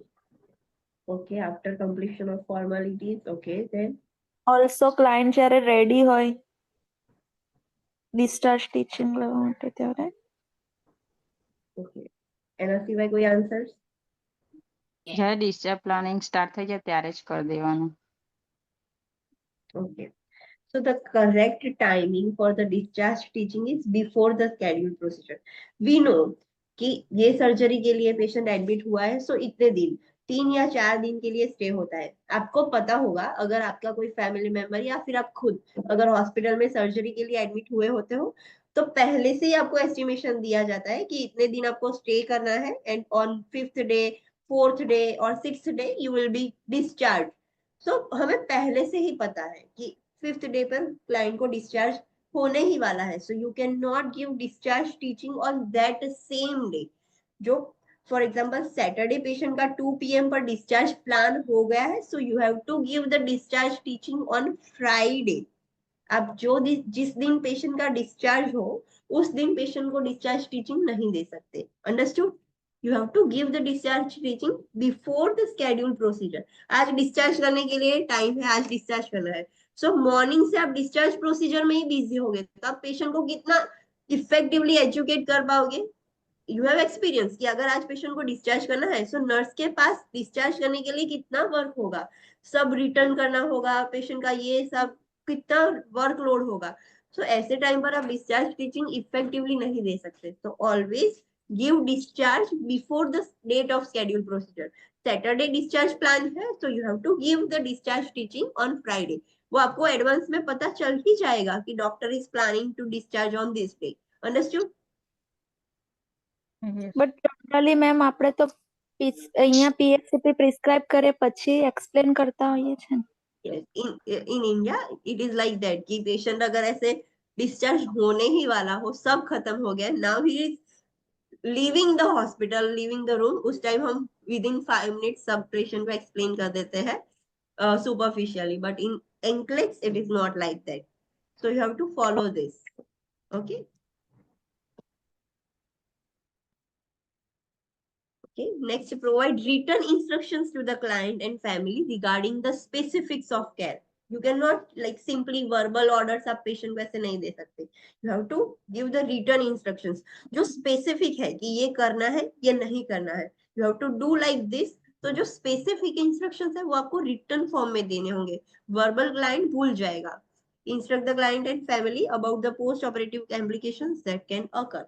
पेशेंट को और पेशेंट के फैमिली मेंबर्स को आपको इंस्ट्रक्ट करना है कि ये पोस्ट ऑपरेटिव कॉम्प्लिकेशंस है, ये हो सकते हैं. It is not like that कि नहीं ही होंगे या होंगे ही, but there might be chances कि हो भी सकते हैं. Provide appropriate resources for the home care support. Yes, जो भी रिसोर्सेज पेशेंट को घर पर जाके केयर के लिए लगेगी, सो उसके अप्रोप्रिएट रिसोर्सेज पेशेंट को प्रोवाइड करने हैं। कि फॉर एग्जांपल आपको केयर के लिए ये कुछ इंस्ट्रूमेंट्स चाहिए, लाइक केन, क्रच, वॉकर, सो ये यहाँ पर से मिल जाएंगे। कोई मेडिसिन या कुछ बीपी इंस्ट्रूमेंट या कुछ ऐसा कुछ चाहिए तो ये यहाँ से मिल जाएगा। So you have to provide the appropriate resources, कहाँ से वो सब मिलेगा। Instruct the client not to drive, make important decisions or sign any legal documents for 24 hours after receiving the general anesthesia. Patient को आप ऐसा बोलोगे, sometimes this point is for 1 day discharge. अगर 1 day plan हो, ऐसे patient को आज एक ही दिन के लिए एडमिट होना है, तो डिस्चार्ज टीचिंग आप पहले से ही दे दोगे एडवांस में। तो पेशेंट को ऐसा बोलना है कि 24 घंटे तक, जब आपने जनरल एनेस्थेसिया लिया है, तो 24 घंटे तक आपको ड्राइव भी नहीं करना है, कोई भी इंपॉर्टेंट डिसीजन नहीं लेना है, कोई भी लीगल डॉक्यूमेंट साइन नहीं करना है।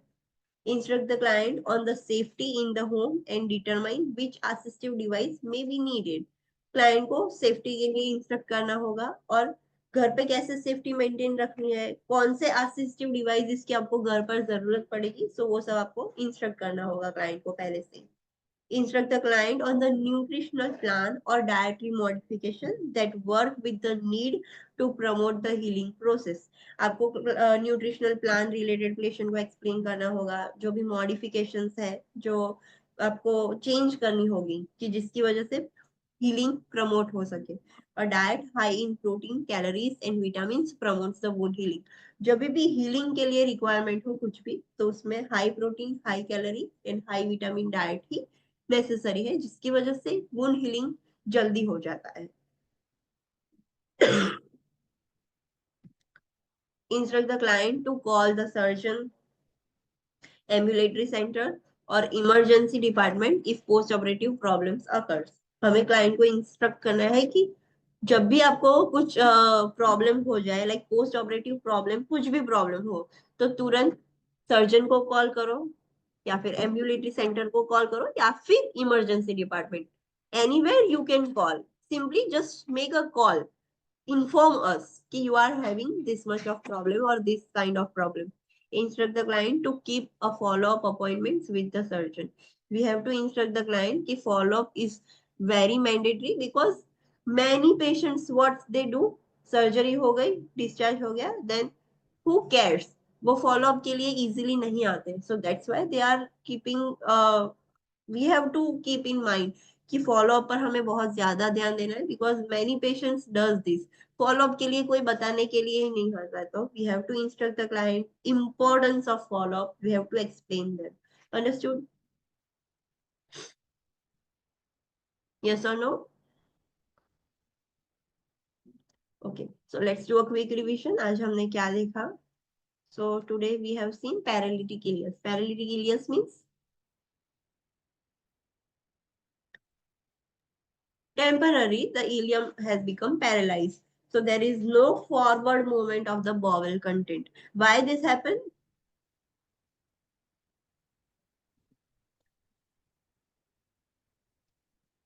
Online students, why the paralytic ileus has occurred? Due to anesthesia.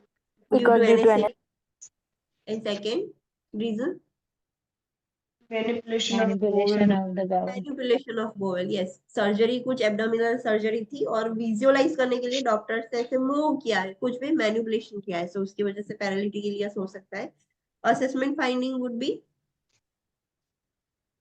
Vomiting. Post-operative. Vomiting, बहुत ज्यादा वॉमिटिंग होती है, then abdominal Abdominal distress. abdominal distension and absent bowel sound and movement. yes, vowel sounds भी नहीं होंगे, फ्लैटस भी पास नहीं होगा, vowel movements कुछ नहीं होगा, पैरालाइज्ड हो गया है टेम्पररी फेज के लिए, सो ये सब होगा।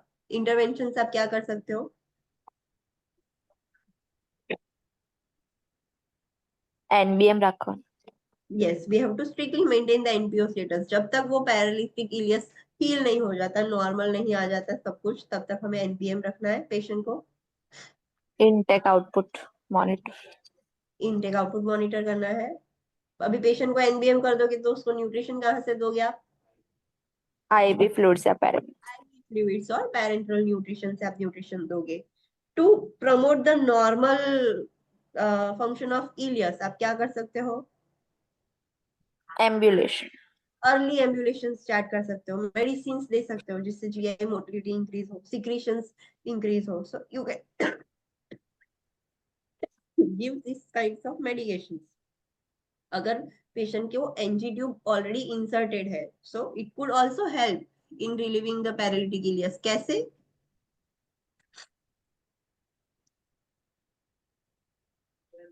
With the help of intermittent Intermittent suction or और constant suction. हाँ, तो उससे बॉवेल डिकम्प्रेशन हो सकता है और उससे नॉर्मल इजीली हो सकता है। It could be happen without non surgical method. So अगर पैरालिटिक इलियस बहुत ही लाइक प्रोलॉन्ग है, बहुत दिनों तक हुआ ही नहीं है, देन पेशेंट को सर्जरी करवानी होगी कि व्हाई दिस हैपन है। नॉर्मली 2 या 3 दिन में वो बैक टू नॉर्मल हो जाता है, but still it is not coming back to the normal, then surgeon को फिर से सर्जरी करनी होगी कि कुछ मेजर कॉम्प्लिकेशंस हो गई है या क्या हुआ है।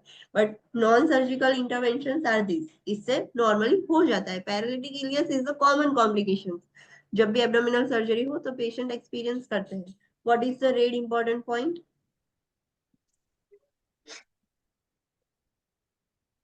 Post-operative vomiting, abdominal distension and bowel sound absent હોય તો it is a sign of paralytic ileus. And if it is the diminished bowel sound, Then it is a constipation. yes. For paralytic ileus there must be absence of bowel sound. कोई भी bowel sound ही नहीं होगी। जो bowel movement है वो भी completely absent होगी, that's why it is paralyzed. So अगर ये 3 signs हो तो we have to understand the patient is experiencing paralytic ileus. Wound infection, what is that?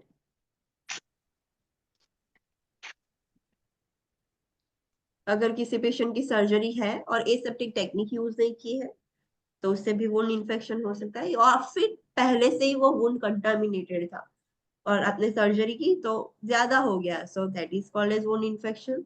और पेशेंट की कौन सी कंडीशन होगी? Diabetes वाला. डायबिटिक क्लाइंट होगा, इम्यूनो कॉम्प्रोमाइज होगा क्लाइंट। इम्यूनो कॉम्प्रोमाइज क्लाइंट कौन से होते हैं? HIV AIDS, okay, then patient with chemotherapy, patient with chemotherapy और cancer, yes. Organ transplant. Organ transplant, why organ transplant? Less steroids. No, Yes. So patient who are receiving corticosteroids. So these are the patients who are immunocompromised. So उनमें wound infection हो सकता है, उनमें risk ज्यादा है। It is not like that कि उनको होगा ही, but उनमें रिस्क ज्यादा है। और इन्फेक्शन यूजुअली 3 to 6 days में हो जाता है आफ्टर सर्जरी। इन्फेक्शन होगा तो कैसे पता चलेगा? तो उसमें से प्रूरुलेंट मटेरियल निकलेगा, वुंड एजेस जो है वो थोड़ी सेपरेट हो जाएगी due to the edema. So assessment findings are fever and chills, so elevated body temperature, patient को chills experience होंगे। whenever you will palpate you can feel the warm tenderness भी patient को होगा, और palpation के बगैर भी patient को pain हो, that is called as pain, but during palpation pain हो, that is called as tenderness। सारी इंसिजन जो साइड है जहां पर सर्जरी है वो इन्फ्लाम्ड हो जाएगी, एकदम एडिमेटस स्किन हो जाएगी, और ऐसे सूचर्स लाइन एक दूसरे को एडिमा की वजह से ऐसे सेपरेट होना स्टार्ट हो जाएगी। तो जो सूचर से बहुत ही टाइट लगेंगे, ऐसे मतलब टाइटली होल्ड करके रखा हो दोनों लाइंस, वैसा लगेगा। WBC काउंट भी एलिवेटेड हो जाएंगे। So what are the interventions what you can do? Monitor the temperature. Can we give antipyretics? Yes. Yes, we can give antibiotics. Patient को फीवर है तो एंटीबायोटिक तो दे ही सकते हैं। We will assess the temperature. What other thing we can assess? REEDA score. Yes, REEDA score हम check कर सकते हैं। Then which type of drainage is coming out? So is it purulent? कैसी odor है, क्या है, ये सब साइंस आपको दिख रही है। So you have to anticipate. Doctor will advise for blood culture and wound culture. Blood Yes, culture. but what key point you have to keep in mind? antibiotic પહેલા ના આપેલી હોય. Do not Yes, administer don't antibiotic. administer, yes, don't administer antibiotics without taking the sample for blood culture or wound culture. वो blood culture और wound culture लेने से पहले antibiotics नहीं देनी है, then you can go for the antibiotics. Okay, then we have seen the procedures, sterile dressing change कैसे करना है, वुंड इरिगेशन कैसे करना है, दैट वी हैव सीन। जो भी पेशेंट को इन्फेक्शन है, सो उसको every shift, every 3 hours, every 2 hours, according to the PHCP prescription, हमें उसको ड्रेसिंग चेंज करना होगा, ड्राई ड्रेसिंग मेंटेन करना होगा, और we have to clean the dressing. Then wound dehiscence and evisceration. What is wound dehiscence? Separation of wound edges at suture line. Yes, जो suture line है जहाँ पर incision है, कट था, वो separate हो गया है, sutures टूट गए हैं, so that is dehiscence. What is evisceration?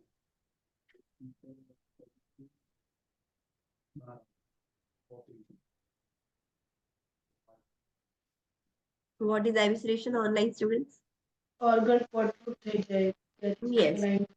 Separate तो हो गए, बट अंदर से ऑर्गन्स भी बाहर आ गए, so that is called as evisceration. कौन सी इमरजेंसी कंडीशन है dehiscence? Evisceration. Evisceration is the emergency situation, not dehiscence. Dehiscence is also, it is not like कि dehiscence हुआ है so we can wait for longer time. अगर उसमें ज्यादा time लगेगा so dehiscence में कब evisceration में convert हो जाएगा, we don't know. So dehiscence is also our priority. But अगर evisceration है, so that is the emergency situation. We have to do, we have seen like A, B, C, D. So evisceration comes in D and dehiscence comes in C. So you have to do something, whether it is dehiscence or evisceration. But evisceration is an emergency situation. So dehiscence होगा तो what are the assessment findings? Drainage increase થશે, Yes, increased drainage, then wound edges open, open wound edges, then you can see wound edges separate हो जाएगी तो अंदर का आपको दिखेगा, अंदर अंडरलाइन टिश्यूज आपको दिखेंगे। और एविस्ट्रेशन में क्या होगा, पहले वुंड एकदम ड्राई था, कुछ भी नहीं डिस्चार्ज हो रहा था, now the discharge has initiated, अंदर से जो फ्लूइड है वो बाहर निकलना स्टार्ट हो रहा है, तो discharge of serosanguineous fluid from the previously dry wound, then abdominal content will come out from the incision, or client will report sensation Popping of, sensation. yes, popping sensation वो report करेगा कि जब भी turn करता हूं मैं या coughing करता हूं तो कुछ बाहर आता है, ऐसा फील हो रहा है क्लाइंट को। इंटरवेंशन आप क्या करोगे? call for help, yes, first stay with the client. आपने देखा, ओपन किया, आपको लग रहा है कि हाँ यही है, so stay with the client. Client भी पैनिक हो जाएगा उसके ऑर्गन्स बाहर देखकर, so we have to stay with the client, we have to keep the client calm, we have to call for the help, और उनको बोला है कि just immediately notify the surgeon because this is emergency situation, और supplies आपको मंगानी है कि ये चीजें लेके आओ। तब तक आप क्या करोगे, पेशेंट को कौन सी पोजीशन दोगे जब तक वो सप्लाईज लेके आ रहा है? तो low Low follow, Fowler position with knee. Low Fowler's और नीज बैंड रखना है, सो उससे एब्डोमेन पर ऐसे प्रेशर होगा, सो ऑर्गन्स बाहर ना आ जाए। अभी जितना भी बाहर आया है उसको आप क्या करोगे? Cover moist with sterile normal current. Yes, we have to keep it moist, वो ड्राई आउट ना हो जाए उसका ध्यान रखना है। सो स्टेराइल गॉस पेड लेना है जो सप्लाईज आया है उसमें से, और स्टेराइल नॉर्मल सलाइन लेके उसको मॉइस्ट करके रखना है। वाइटल्स लोगे आप क्लाइंट के, क्लाइंट को शॉक ना हो जाए उसके लिए मॉनिटर करोगे, असेस करोगे, एंड क्लाइंट को प्रिपेयर करोगे सर्जरी के लिए। फिर से पेशेंट की सर्जरी करनी है, so you will remove all the things from the client, उसको कैप पहनाओगे, इन शॉर्ट सर्जरी के लिए रेडी कर दोगे पेशेंट को, and document all this occurrence. फिर उसको शिफ्ट कर दोगे सर्जरी के लिए ऑपरेटिव रूम में, but you have to document all this occurrence, action taken and clients response. Next is ambulatory care for the 1 day client, जो एक दिन के लिए एडमिट होते हैं उनके लिए डिस्चार्ज क्राइटेरिया क्या थे? So what is the discharge criteria for the client? Client should be alert and oriented, voiding हो जाना चाहिए, वाइटल्स नॉर्मल होने चाहिए, पेन हो, laboratory values normal, respiratory distress ना हो, कंप्लीटली ब्रीथिंग ले रहा हो client, no vomiting, no vomiting, yes, able to ambulate, able to ambulate, swallow, cough, और जो भी इंसिजन है वहां से अगर ब्लीडिंग हो रहा हो तो बहुत मिनिमल होना चाहिए and it should not be purulent discharge. Then client के पास कोई होना चाहिए जो उसको घर तक ले जाए। Client can not drive because एक दिन की सर्जरी थी, तो क्लाइंट अभी कंप्लीटली हेल्दी नहीं है टू ड्राइव अ व्हीकल। और क्लाइंट को जहां पे भी जाना है, लाइक होम पे और कहीं भी फैसिलिटी में, ओल्ड एज फैसिलिटी में कहीं पे भी रहता है क्लाइंट, सो प्रॉपर डिस्चार्ज वो सेफ हो क्लाइंट के लिए और सर्जन ने साइन किया हुआ हो, उसके बिना तो हम डिस्चार्ज कर ही नहीं पाते।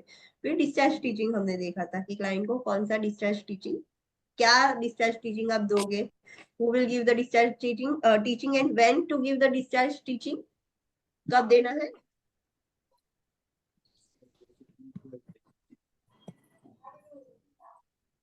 Who will give the discharge teaching? LPN can give discharge teaching. RN LPN can give reinforce કરી Reinforce. reinforce, yes. Initial discharge teaching should not be given by LPN. RN ने दे दिया है, फिर से वो रिपीट कर सकती है LPN, but first discharge teaching should be given only by RN. LPN can give discharge teaching, but which discharge teaching? Reinforced discharge teaching. और कब देना है पेशेंट को? just day before.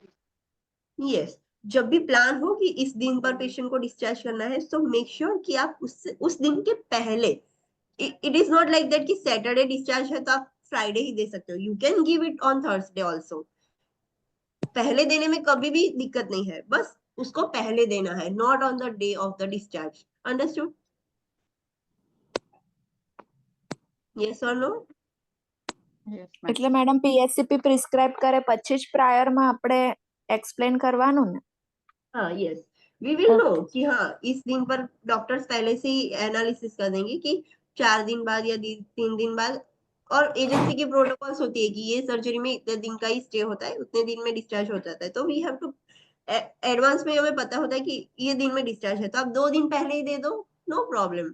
अगर डिस्चार्ज डिले हो जाएगा तो भी कहाँ प्रॉब्लम है, हमने तो हमारा डिस्चार्ज टीचिंग दे दिया है क्लाइंट को। सैटरडे की जगह अगर मंडे होगा तो भी क्या प्रॉब्लम है, हमने तो थर्सडे और फ्राइडे दे ही दिया है डिस्चार्ज टीचिंग। और लास्ट में अगर फिर से पेशेंट को लेना है तब आप एलपीएन को भी बोल सकते हो कि please give the discharge teaching, because एक बार तो आपने दे ही दिया है। LPN can give reinforce the discharge teaching. Understood? Yes, ma'am. Okay, any doubt? No, ma'am. Okay, so be ready for the next test that will be on this Saturday, that is 1st of March. 1st of March को आपका test होगा। 1st मार्च को Saturday है या 2nd मार्च को है Saturday?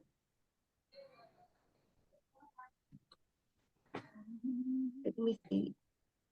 1st March, ma'am.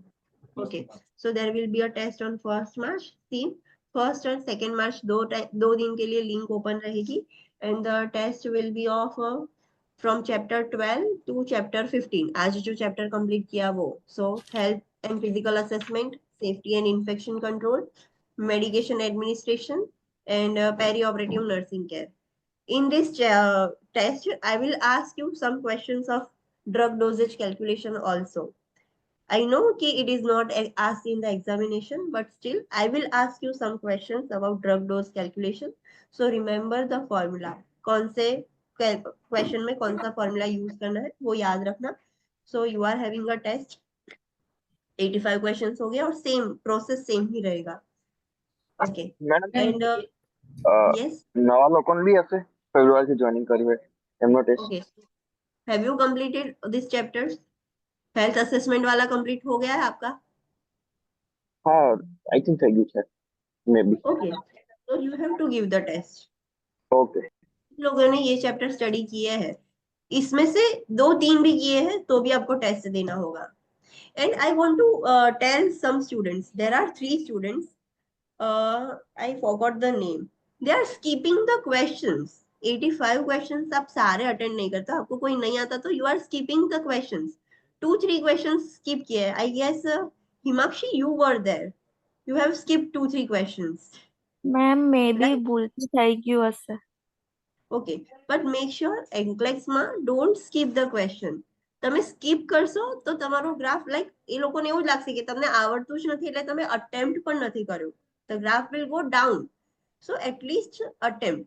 Wrong selection માં કોઈ negative marking નથી. But please skip કરવાની habit છોડી દો. Don't skip any question. Okay? Okay. Next test માં ના આવડે તો just તમારું critical analysis કરીને wrong rational the wrong rational at least try તો કરો answer કરવાનું પણ skip નો નહીં કરો. મેમ મે બી સ્ક્રોલિંગ માં છે ને સ્કીપ થઈ જતો હશે ક્વેશ્ચન મે બી મને એવું લાગે છે બાકી મેં તો નથી કર્યું સ્કીપ કદાચ be સ્ક્રોલિંગ very માં attentive. પ્રોબ્લેમ હા ઓકે મેમ Because ત્યાં આગળ બી એવું થશે તમે એક વખત નેક્સ્ટ પર ભૂલથી પણ ક્લિક કરી દીધું so you cannot go back to the previous question. Next દબાઈ દીધું it means now it's done, it's over, it's skip. So be very attentive કે ભૂલથી પણ ત્યાં આગળ મેઇન એક્ઝામમાં બી સ્કીપ ના થઈ જાય. હા ઓકે મેમ મેમ Okay, આ ટેસ્ટમાં some students were there કે જે લોકોના પેલા sums wrong હતા.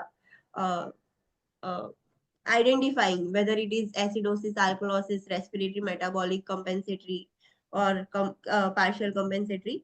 I thought કે બધા students ના correct હશે but there were many students કે જેમના incorrect હતા.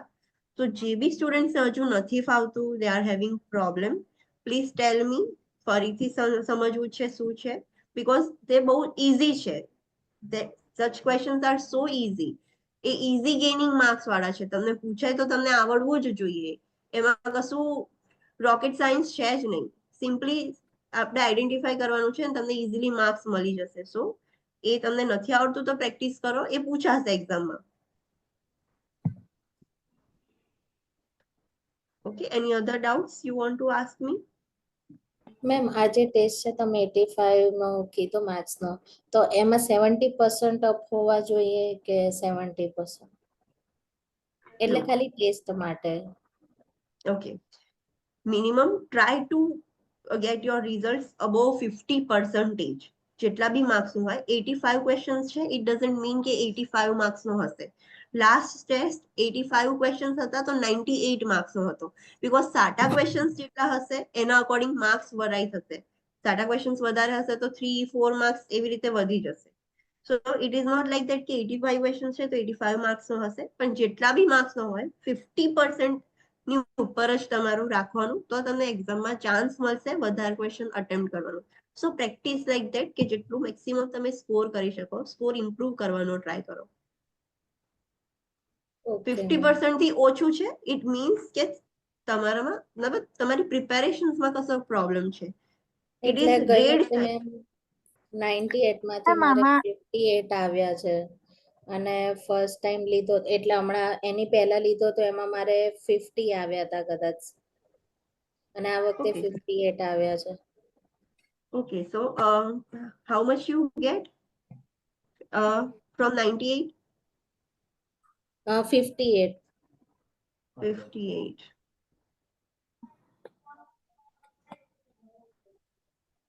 So your percentage score is 59.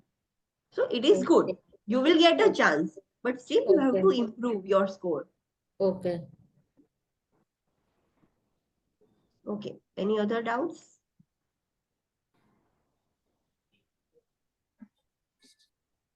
Okay, No. so see you directly on Monday at 9 a.m. Thank you, Okay. ma'am. Thank Ma'am. you.